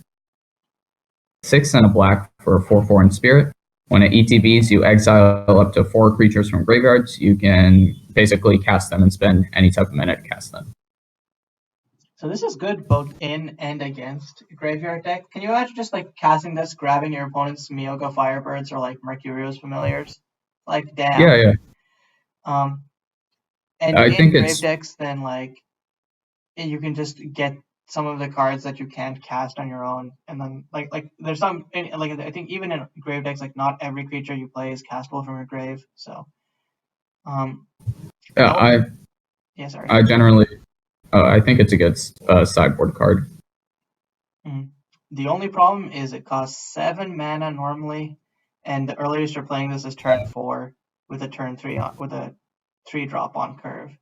So still a pretty cool card. All right. Next up, we have Spore Flow Protector. It's 1 green for a 2/3 that has an activated ability of pay 1 and a green, exile 2 cards from a single graveyard. When you do, you get to Germinate. This is, I think, one of the strongest cards in the set, just straight up. Oh yeah. It's very reminiscent of Scavenging Ooze. Mm-hmm. Like if Scavenging Ooze had the option of creating bodies. Yeah, so we have Purging Watchkeep. Okay, there's 2 cards similar to this. We have Purging Watchkeep, which is 1 and a white for a 2/2, and you can pay green to exile a card from a graveyard. And you create, you gain 1 life, and Watchkeep gets +1/+1 until end of turn. Then there's Watchfield Excavator, which is 1 green for a 2/3 Vigilance. Whenever it attacks, you can exile a card from a graveyard, and it gets +1/+1 for each card type that's exiled with it. So I think. Oh, okay. So those are both. I think Watchfield is a stronger option, or Warfield is probably a stronger option than Spore Flow. Purging Watchkeep has its own benefits, but it's also 2-color. But I think Protector also is. It's good in an Edict meta, which we're in. Being able to snipe 2 cards at once can be surprisingly relevant. So I think that Spore Flow is probably going to be one added to that as now one of 3 options.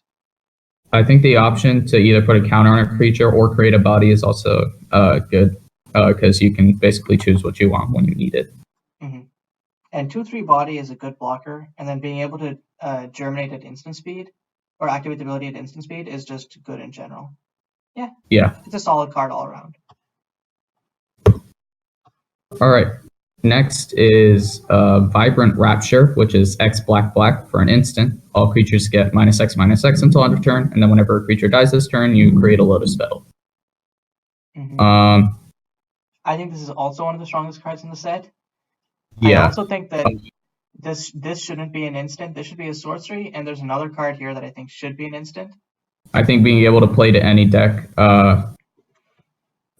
for that extra 1 mana is really good, and also getting the petals when creatures dies is also relevant.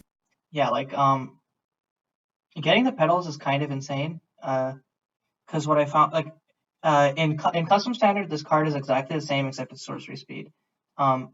And what it allows you to do is, if they have 3 or more creatures, you cast this, kill their creatures, and then you have enough mana for a counterspell to keep a counterspell up. Right. So this basically allows you to do that, but being at instant speed is just so powerful.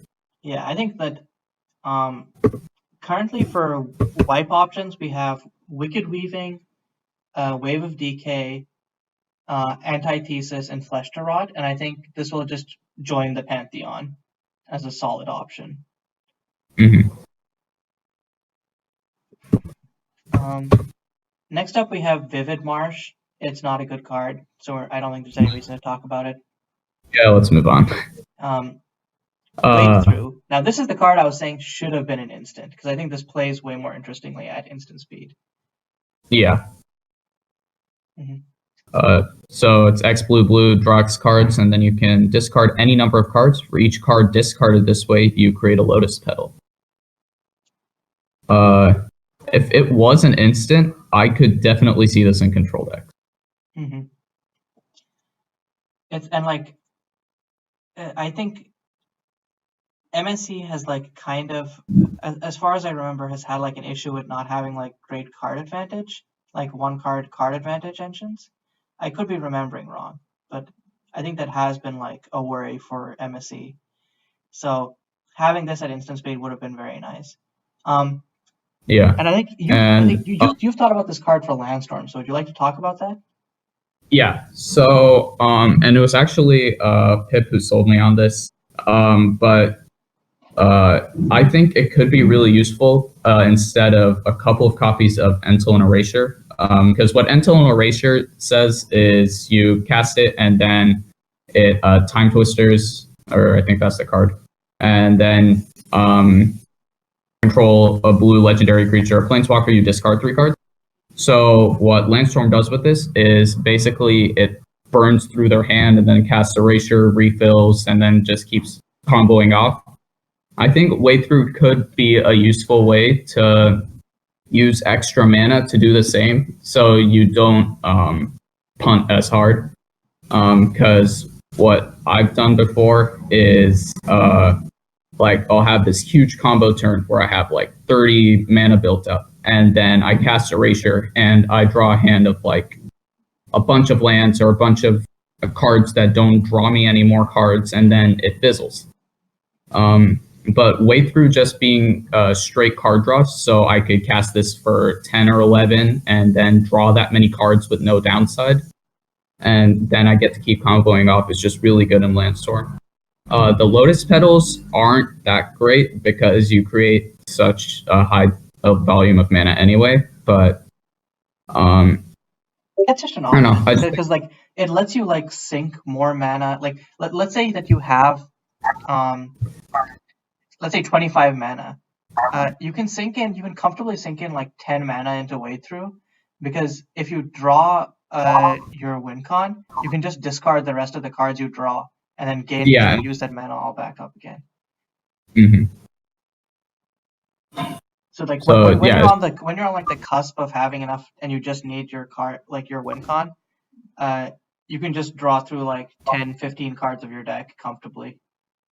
Yeah, because I think the biggest problem with Landstorm is never having enough card draw. Because you don't want to run straight card draw spells because they waste mana, but you want to draw more cards so you don't fizzle. And I think Way Through definitely fixes that problem. Mm-hmm. Okay, so next up we have Wild Festivities. And I wouldn't want to talk about the festivities, but I just want to quickly interject with this one because I think it's just one of the stronger ones. It's 4 GG, and when it enters the battlefield or at the beginning of the upkeep, you can put a creature card from your hand onto the battlefield. If you do, each opponent creates a 1/1 blue frog creature token. Now, unlike the others, where like the effects are fairly symmetrical, these are like nothing alike. Like, not at all. This is much better for you than the opponent. Yeah, and what makes this like way stronger in my opinion than like so obviously it's 2 mana more than like our other Eureka options, so it's not as fast. But I think like what this offers instead is like the ability to not just fizzle, because normally what happens is with your other Eureka Tell options, if they kill your one creature where like you just invested everything in, sucks to be you. This way, you get immediate value on ETB, and then every upkeep, even if they kill your creature, you can just keep dropping threats if you have them in hand. Mm-hmm. I think one problem this does face that all the other like Reanimator shenanigans and Eureka stuff is that there aren't super great targets. Mm-hmm. But yeah, I think like if and when we get like better targets, Wild Festivities is like, I think like the key to making the deck not as all in. Yeah. Mm-hmm. All right. Next is Witch of Shifting Waters, which is 3 and a blue for a 0/0 with Inspirit, and I think this is the cheapest Inspirit card. This is the cheapest Inspirit card. I'm trying to think. All the other ones are pretty expensive. This is definitely the cheapest Inspirit card. Yeah. And then it's basically a clone. Mm-hmm. I really like this. I don't know how useful clones are in the format currently, but I would like to note it's any non-land permanent, so it can enter as a planeswalker. It can enter as it does. It says creature on it. Huh? Okay, wait. I think Tyron might have changed it then, because in the Plane Sculptor's upload, it says any non-land permanent. Oh, it does say non-land permanent? Yeah, and actually, the Plane Sculptor's upload I think is more recent than the MSE file, because I asked Tyron to upload it this morning, because I tried opening the MSE file and I just couldn't, and so I was like, hey, can you just upload this to Plane Sculptors? And so he did it this morning. Oh, all right. So yeah, if it's non-land permanent, then it's much better. Mm-hmm. And Witch is just played like really insanely in custom standard, mainly because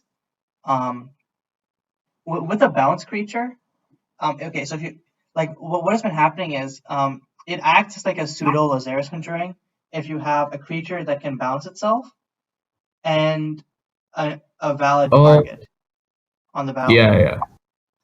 Yeah. So and like CFT Sock I think CFT Sock will find a combo deck with Witch if there is one, because he's found like a bunch of routes in custom standard with this card. Mm-hmm. Yeah, it reminds me a lot of Phantasmal Image in Modern, which people play just because it's a cheap clone. Mm-hmm. Oh. Yeah, I think it's good. Mm-hmm. So next up we have Witch's Invocation. It's 1 blue for an enchantment with flash. It gives all the spells you control flash, and it cantrips on ETB. Now, I think the main use for this is something like Charge Control, which is a tap-out control deck. Yeah. You play this as a one-of because it cantrips, and if you don't draw it, it's fine. If you do draw it, it just makes your deck that much better. I think being able to transition into a draw-go deck where you can basically do stuff whenever you want is just really powerful in general. Mm-hmm. And I think this is a card with like a healthy balance of like, obviously like devoting spaces to this makes it so that your deck has less answers. So you don't want to have like 4 copies of this, but also it cantripping on ETB mitigates that somewhat. So it's like I think it's like a healthy card right now. All right. Next up, and the last rare we're talking about is Zulev Rites, which is 1 green for a sorcery. You can search your library for an enchantment card and exile it. You may cast that card this turn. Yeah, so I think this is really good. This is insane. This is kind of like, this is absolutely the card I want in enchantment decks.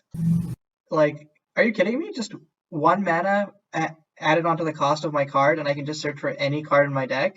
Okay. It's just insane. I mean, you can tutor up some really good like silver bullet enchantments with this. Yeah, and I think the other card that previously could do this was Legend Weaving, and the upside of Legend Weaving was that it grabbed from graveyard and library and was instant speed. I still think Zulev beats it out. Just yeah. So yeah, it's just really good. Yeah, and I think being able to grab Contra is probably also like, there's probably something there. Like if a Contra combo deck with like Contra Bounty comes about, then yeah, Zulev Rites just becomes good. Yeah, it's just a really low-costed tutor. Mm-hmm. Okay, so I'm gonna move into talking about some of the common and uncommon cards here, which I think could be relevant in some way, shape, or form. I think most of these will be very quick. So I'm just gonna skip. I'm just like gonna quickly explain each of these.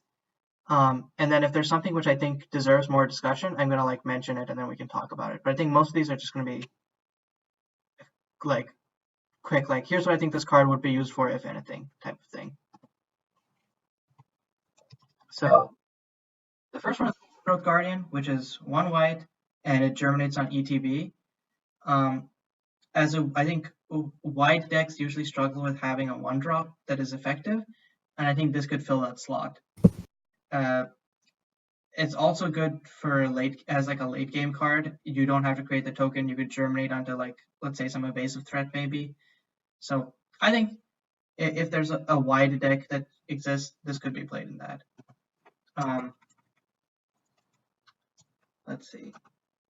I had Sporecrafter's Gift on here originally. I think that was a mistake, so I'm gonna skip over that one. Belittle. I think Belittle is good, I think, mostly in like mid-rangey type decks. It's not like a removal spell in control really, because you're usually not playing any creatures of your own. The one thing I could see this as is like if there was some sort of non-white already studied deck and so you need removal, like something like I guess UG study, which Oh, that's really weird. that would be weird. But like if something like that did, or like Sultai RD study, if that did come to pass, I think Belittle would be like one of the good removal pieces in that deck. Yeah, because once you have creatures out, it's basically they want to attack to get rid of Belittle, but they can't. Mm-hmm. So it's effectively a kill spell. Mm-hmm.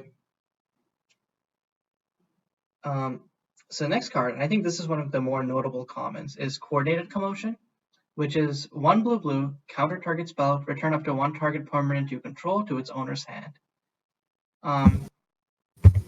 Yeah. So I think it probably could see play in like a Granny's type deck where like you want to constantly cast and like reuse your ETB and LTB effects. I think it's also situationally good for stuff like Mercantile Accords where you can right, you'd want to recast it so you can pick a different value. Yeah, or you want to pick the same value, but you have a card of that cost in your hand, and you want to cast that first before casting Mark Accords. Mm-hmm. So yeah, I think like the only thing against this card really is that its best synergy is with Cane Dancer, but Cane Dancer it also anti-synergizes with Cane Dancer by virtue of being 3 mana. It's an unfortunate spot to be in, but Mm-hmm. Yeah, you can only run so many non-creature spells which aren't Chimera mana cost 2 if you're playing Cane Dancer. So. It probably would have been good with Reprising Bard before it got nerfed. Oh yeah, for sure. Like, actually no, it wouldn't have been because really? Because Reprising is an LTB trigger, so oh no. No, actually, no. You're right. You're right. Never mind. Yeah. I was messing up the order in my head. Okay. Next up, Ranidophobia, which might seem like a weird choice, but I think like it's the cheapest curse in the set. So if there's something, if the curse deck actually becomes real, this would be what does it. Creating an unblockable creature could also be useful in some senses. It's an enchantment, so if there's some synergy with that, it could be valuable.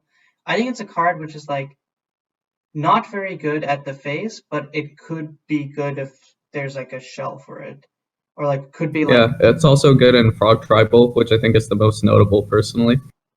Yeah, which like I don't know if Frog Tribal is real, but it's a good meme. So yeah. Okay. So next up is Overwhelming Guilt, and I think this is another like meaningful common. It's 1 black, and that opponent reveals their hand. You can choose a non-creature, non-land card from it, and if you do, they discard it. Otherwise, they lose 3 life. So I think the flexibility of being a bolt or hand attack is really good in some matchups. Right, because it can't whiff like hand attacks sometimes can. Mm-hmm. Because they still lose 3 life if you don't get a valid target for it. Mm-hmm.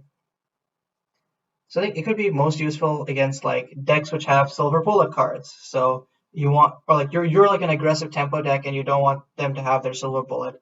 If they haven't ended up drawing it, then okay, I'll just like make you lose 3 life and then just go on quickly to kill you. Stuff like that. Or like you're a combo deck and you don't want your opponent to have like their sideboard combo hate. So you check their hand, they don't have anything, and you're like a damage based combo. So let's say they need like 1 less piece just because you overwhelmingly guilted them. That's fine. Next up is Blazing Volley, and basically it's a red common which deals 1 damage to each creature your opponents control. Can I say insane? I think this card is really good. Yeah. Like, I think Chaldron's Rage does exist, but I think the big advantage this has over Chaldron's Rage is that it's 1 mana. So Phoenix decks will love it. And it killed Strikebreaker. It just killed, straight up destroyed Strikebreaker decks. or just like any small go wide. So yeah, I think this is it's a sideboard card, but I think a really good one for Phoenixes. Mm-hmm. Next up is Damning Flames. It's an instant for 1R, which is a lightning strike as the baseline, and it has tithe, and if you tithe it, it does 6 damage to whatever target.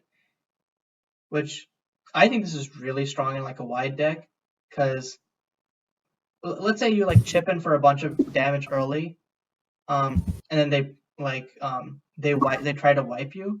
In response, you just cast this and then dome them for 6, and then you can probably find something like, and then they're just like a few damage away from dying. You know what I mean? Yeah. I think it's really useful in that sense.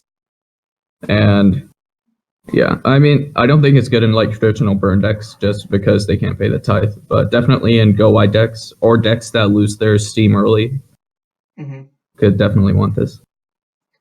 Yeah, I think for traditional burn decks, Rogar's Frenzy beats this out like 10 times out of 10. Yeah. Actually, this works. This actually synergizes well with Rogar's Frenzy, because exiling Rogar's Frenzy gives you tokens that if you pay the tithe, yeah. Yeah. Next up, I'm going to talk about Elegant Strike.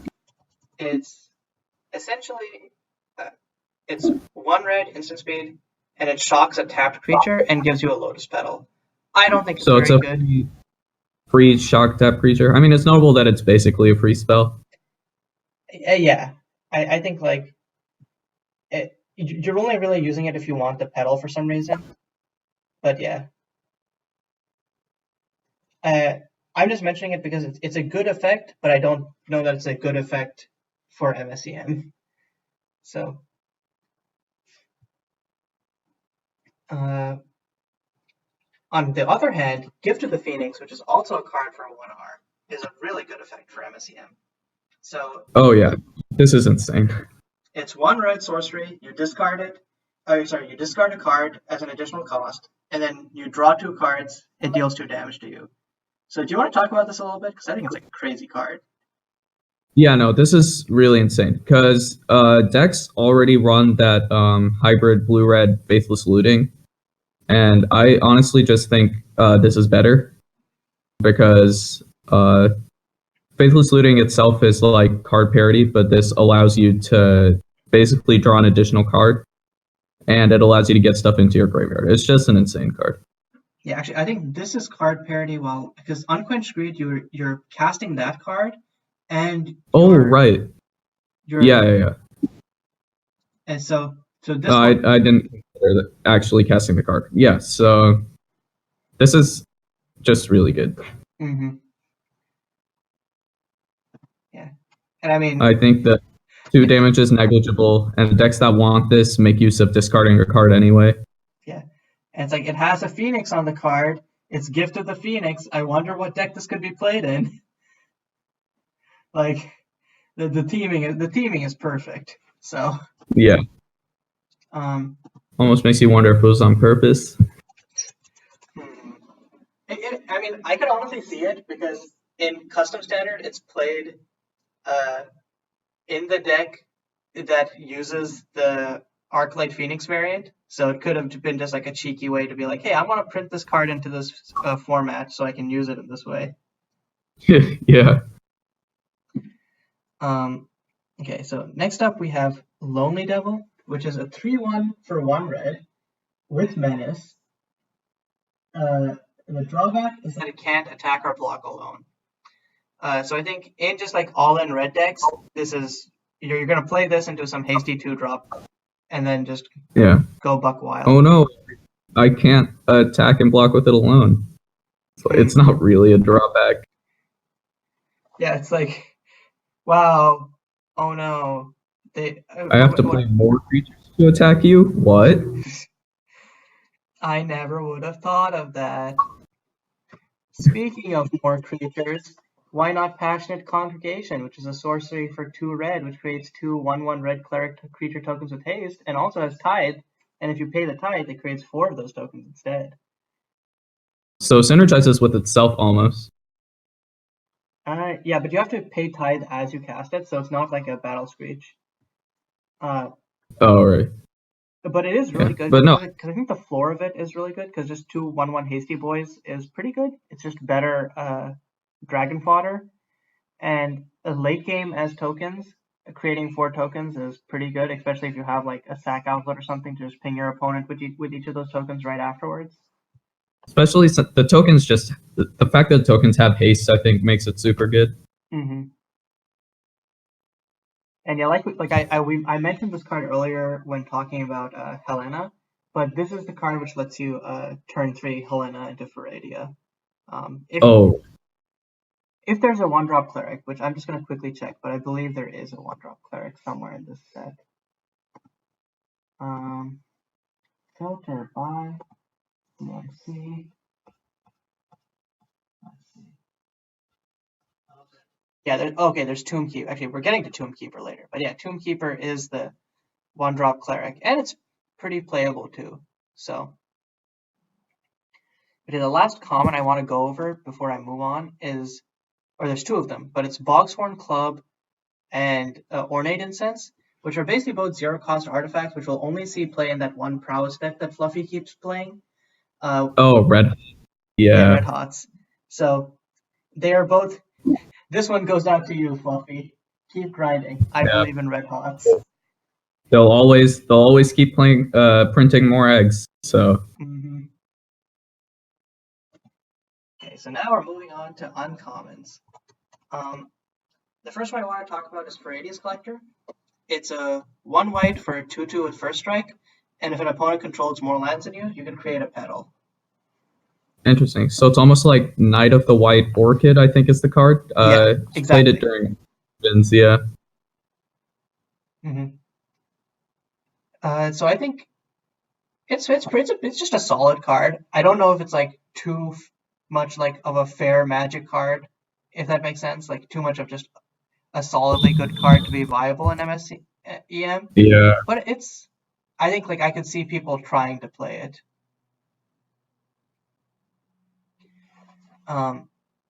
Next up is Tomb Keeper, which I was talking about earlier in the context of it being a 1-drop cleric.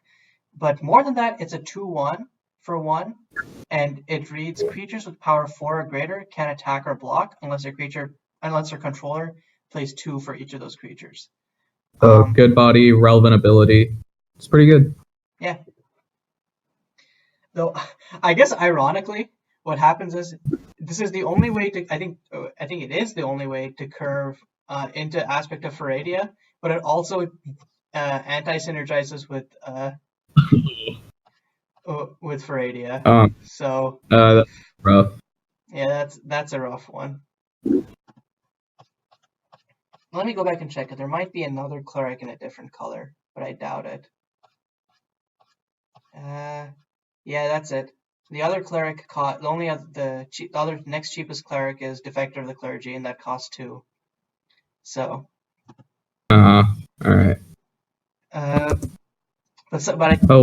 dream still exists, even if it is made a little bit sadder. Next up is Aether Drain.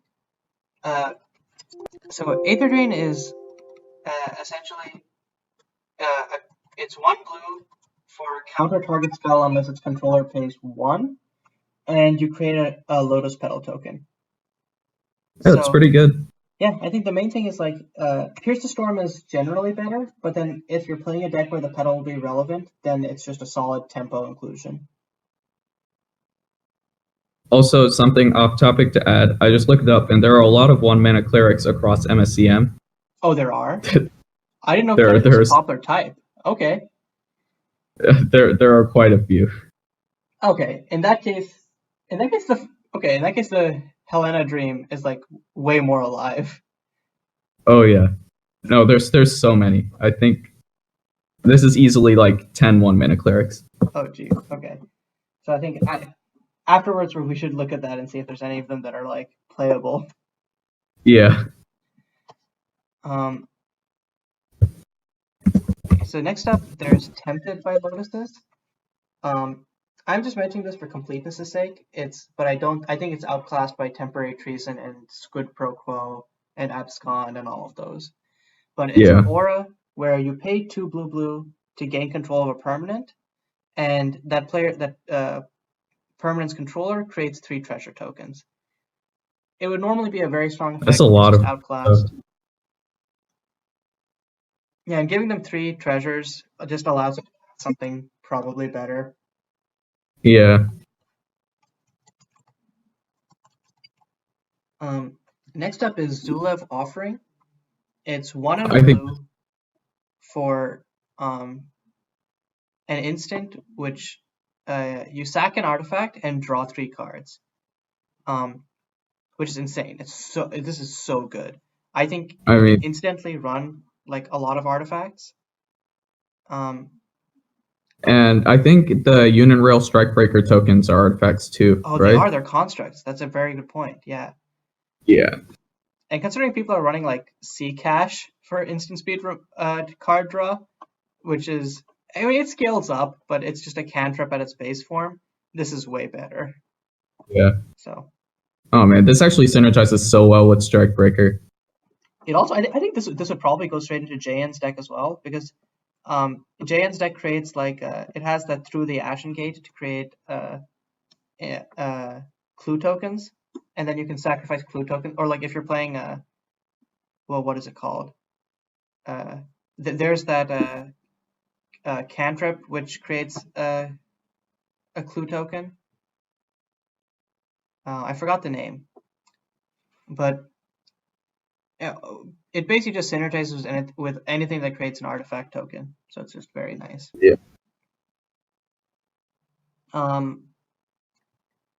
Next up, I have Bio Career on here just for completeness because it's 2 black for a 2/1, which when it enters the battlefield, you can pay 2 life. If you do, you create a crocodile token. I mean, tokens. It's 2 bodies. 2 bodies. Yeah, it's 2 bodies for 1, and if you have some sort of flicker effect, you can just create a big board. I don't think it'll be playable, but I think it's on the cusp of being playable, so I think people might try it. Yeah. Okay. Next up, we have Terror of the Entourage. It's 2 black for a 5/4 that either makes each player sack a creature on ETB or makes each player lose 5 life on ETB. I don't know where this is getting played, but crab horror. I mean, okay, each player losing 5 life, I think that's insane. I think in like decks that are running this, it'll basically be a lava axe strapped to a creature. It's pretty insane. A good body, horrifying art. I like it. Yeah. So I think I can see this as a top end of like some, maybe like red-black, not quite like aggro, but like red-black aggressive mid-range type of thing. Especially with that 1-drop black card that we saw that synergizes with your opponent having 10 or less life. Oh, and also you know what this does? This with any life, like at any time in the game where you have or like if you have like more life than your opponent, I think this is a way to win with Lazer's Conjuring. Oh right, because you could actually just flicker it a ton of times. Yeah. Oh man, if you Lazer's Conjuring for like 1, that's 10 life. And all it takes is just gaining like 1 life somewhere, and then yeah. Yeah, so I think that it is a terrifying card. Yeah, no, it's really scary. I want to know where Tyrant found the art for that. He should have an attribution there. Terror of the Entourage. Yeah, Anna Podedwarna. Anna. Well, Anna, Anna, what the good heck? job. Yeah, why would you make this? Okay, so next up we have Whispers of the Entourage, which is 1 black for an instant, which lets you germinate 3 times at the cost of losing 3 life. This is still like a really All good right, card. continue. Like at instant speed, like creating 3 bodies or just basically tacking on 3 counters to a creature to swing in for like way more damage. It's just solid. Like I don't know what else to say, dude. Like, can you imagine putting this in an Unteraki Hunter? Like that's value. So I don't know. I think like it's just really nice. Yeah, I mean, it synergizes well with tokens already. hmm And 3 life isn't that big of a cost. Yeah, depends on what you're on, but yeah, 3 life is usually not that big of a cost.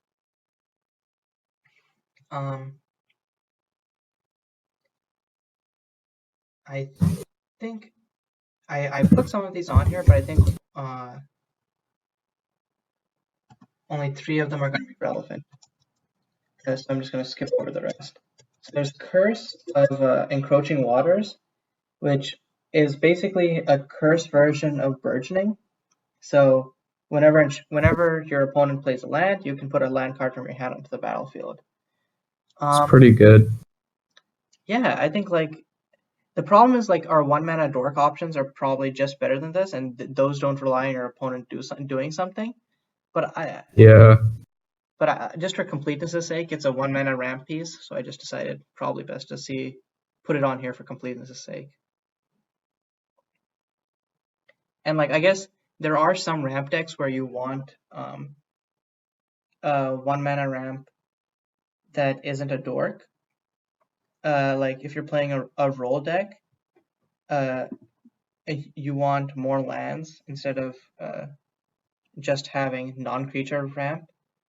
I know Cyber was playing Explore the Mirror. I think it's called Explore the Mirror Worlds as well in like his turns deck, just so that any sources of ramp he had were like uninteractable, so that he couldn't be like put off of them and then thus cut off his quote unquote turns combo.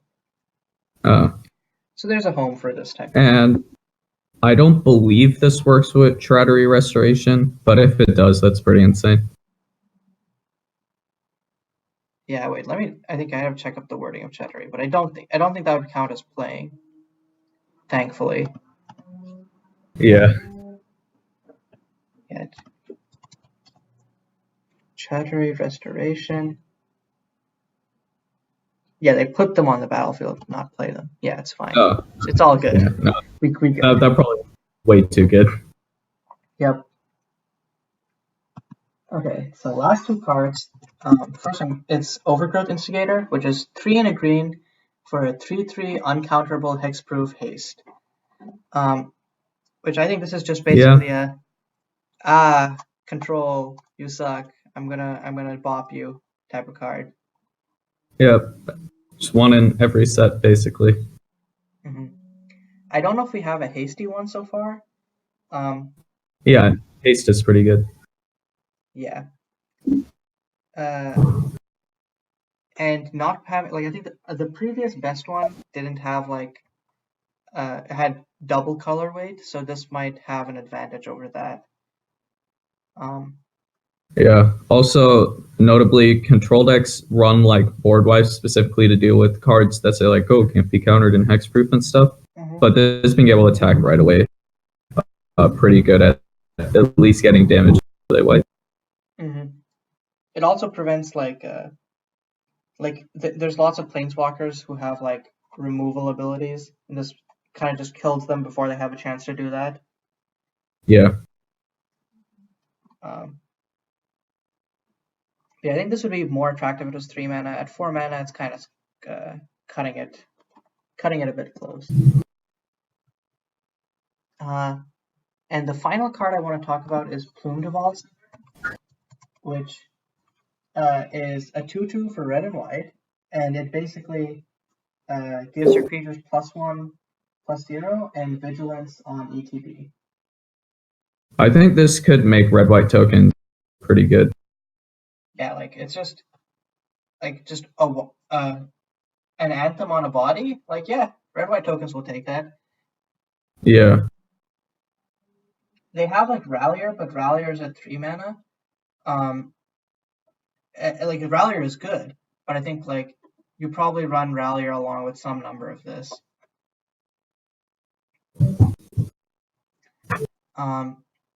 And that's about all I had to talk about for Eralou, commons and uncommons. Yep. Do you want to talk? Is there anything else you want to talk we about? do have on like a macro level. Yeah. We do have some 1-mana clerics we need to go through. Oh yeah, okay, here, let's go. Type contains cleric. Okay. Oh god, show 150. Okay, cost contains 1. Apparently there's 22 1-mana clerics. Oh wait, how do you, oh yeah, converted cost contains 1. There we go. CMC equals 1. So 23. Oh my god. Yeah.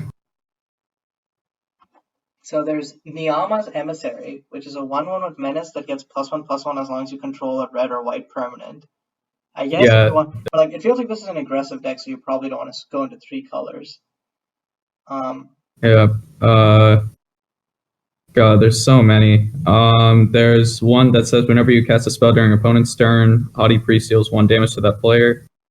Yeah, but I don't know if that's worth it. No. There's the 1-mana 1/2 enchantment when it ETB 3 life.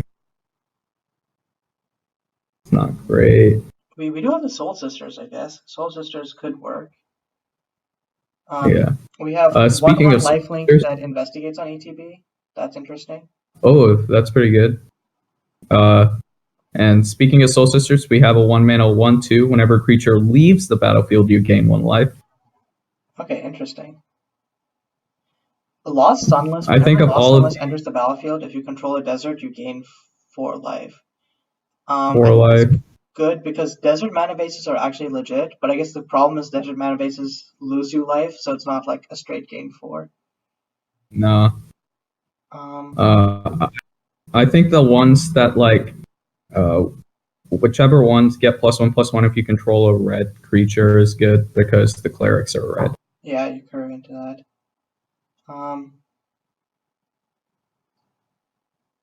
There's just a straight up. There's 2/2/1, or no, that's 1/2/1. They're just different arts. There's just straight up a 2/1 creature. That's an artifact creature. I guess Okay. that works. Artifact. Okay. But yeah, I guess you're really sacrificing like having the best 2-drop for having the potential to go off with Helena, and I think that's fine. Like the options here are like not great, but they're not actively terrible as well, I think. Yeah. I'm just surprised there's so many. I guess people really like 1-drop clerics. Yeah, I'm surprised there's 150 clerics in total. Like, excuse me? Oh yeah. Like, I know there's a lot of sets in MSEM, but what? It looks like it's not even like all of them come from like one cleric themed set. It's just like 1 or 2 clerics here and there. Yeah. I guess with every set added up, that's just a lot of clerics.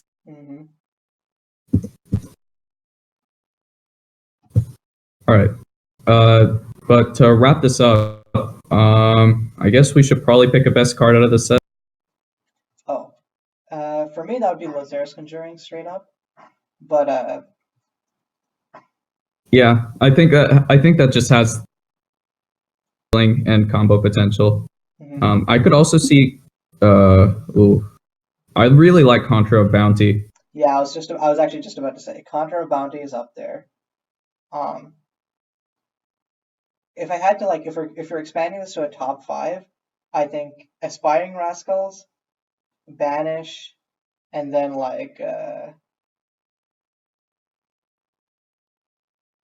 had a card in mind. I'm just scrolling down the list to see if I can find it. And Spore Flow Protector, and then Vibrant Raptor. I think those are all like strong cards which we'll see play. Yeah, and for one that like immediately slots into an existing deck, there's the Gift of the Phoenix. Oh yeah.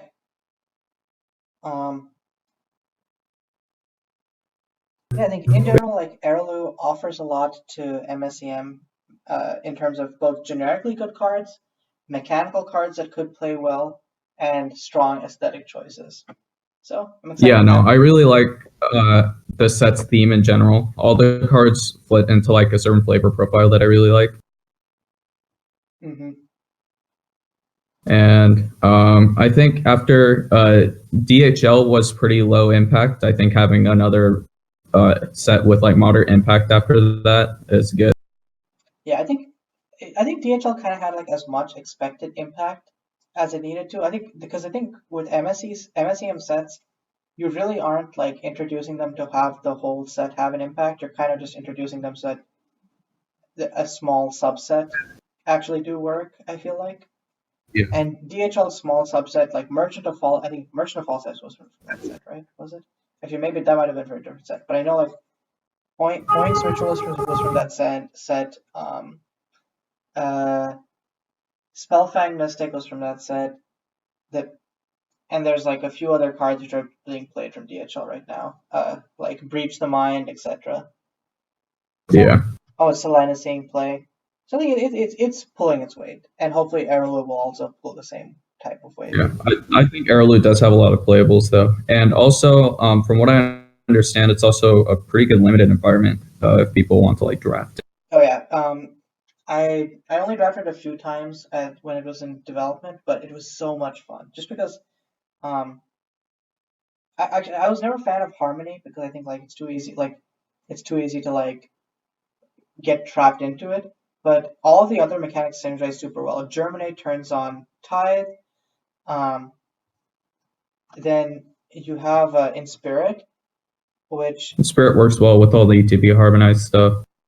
yeah, exactly. So like you kind of have like you just like I think like the worst type of draft environments are the ones where you feel like you have to figure out what to do. Like I think like a good draft environment just feels very natural. You like you know what you're playing just by virtue of looking at the cards and being like, that's exciting, that's exciting. They work together. How lucky. So even if we like talked about a card and it's not that great in MSEM, you can always draft it and it'll you can still use the card and have fun with it. So yeah. All right, I think that about wraps it up for the set review. Yeah. Hello and welcome to this addendum to the Eralou review by pkchu and Kayiu.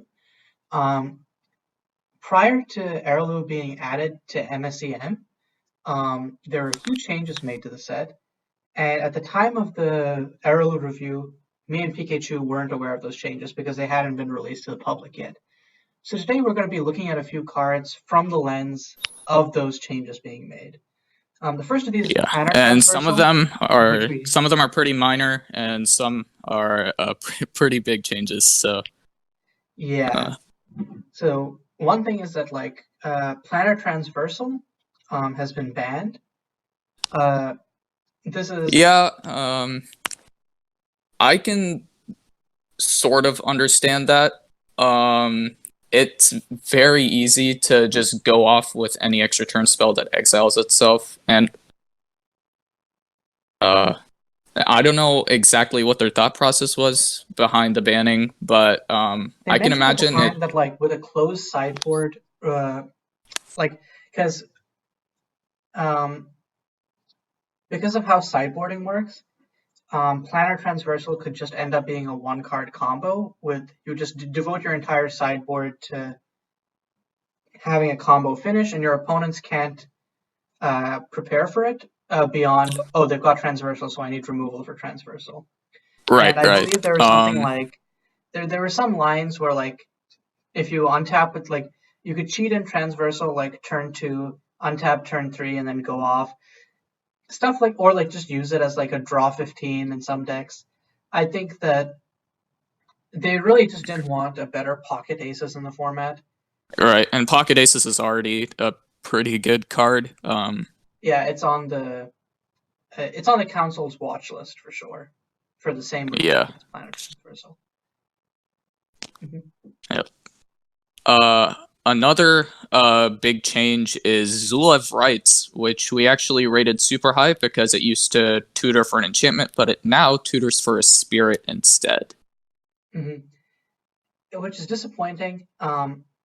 I'm not sure that there are relevant spirits in MSEM. This will mainly be used, I think, if anything, as like the change to spirit instead of enchantment might seem arbitrary, but it's to make sure that Zul of Rights can grab Contra, which are the enchantment creatures from Eralou, Right. instead of just like all enchantments agnostically. And I believe the justification for this was that green shouldn't get enchantment tutoring in this fashion. Like green can dig for enchantments but not tutor for them, was the reasoning that the council gave. Yeah, and I can understand that, but at the same time, it's kind of a bummer since the card was really cool and could do a lot for enchantment decks in the format.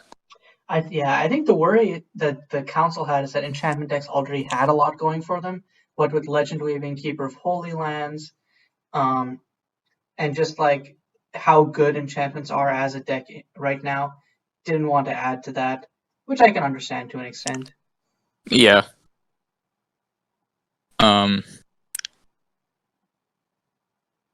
I think the rest are there's a lot of power toughness changes. Antaraki Dryad is now a 2/1. Antaraki Dryad was actually, it was changed. It used to cost 1G. It is now costs 1GG. Oh, right, that too. It was nerfed, or like, sorry, it was buffed to 1G for MSEM specifically, but then I believe there were some rumblings about it being problematic, so they switched it back. I think the biggest change the biggest other change here is Marchback Knights. It now counts Right. not just spells but also abilities. This makes it a lot more resilient to like villainy, etc., and makes it so that because before it was originally just spells, but there are lots of abilities like, let's say, Kirishima, who's played in Abzan Ardes, or Villainy, which is like the centerpiece of several decks. This makes it a lot more resilient to, because it is definitely an investment to flip it. So want to make sure that investment means something. Yeah, it's an investment to flip it, but at the same time, in decks that really want to, it's like not infeasible to flip it the turn after you play it. So I really like this change. Yeah, and it's not like there won't, like, you can still use wipes, you can still use like single target edicts. There's ways to deal with it. This just makes the answer suite less ubiquitous. Right. Okay. I think, do you have anything else you want to talk about regarding the Eralou changes? Not really. There's a couple small things. Bog Hex Switch is a 3/3 from 4/3, which doesn't really matter. Bitterheart Bokor only tutors one curse when it leaves the battlefield. Yeah, nothing that really matters. The big things are planar traversal and Zul of Rights, I think. That sounds about right. But yeah. Okay, cool. So that's the addendum for our Eralou review.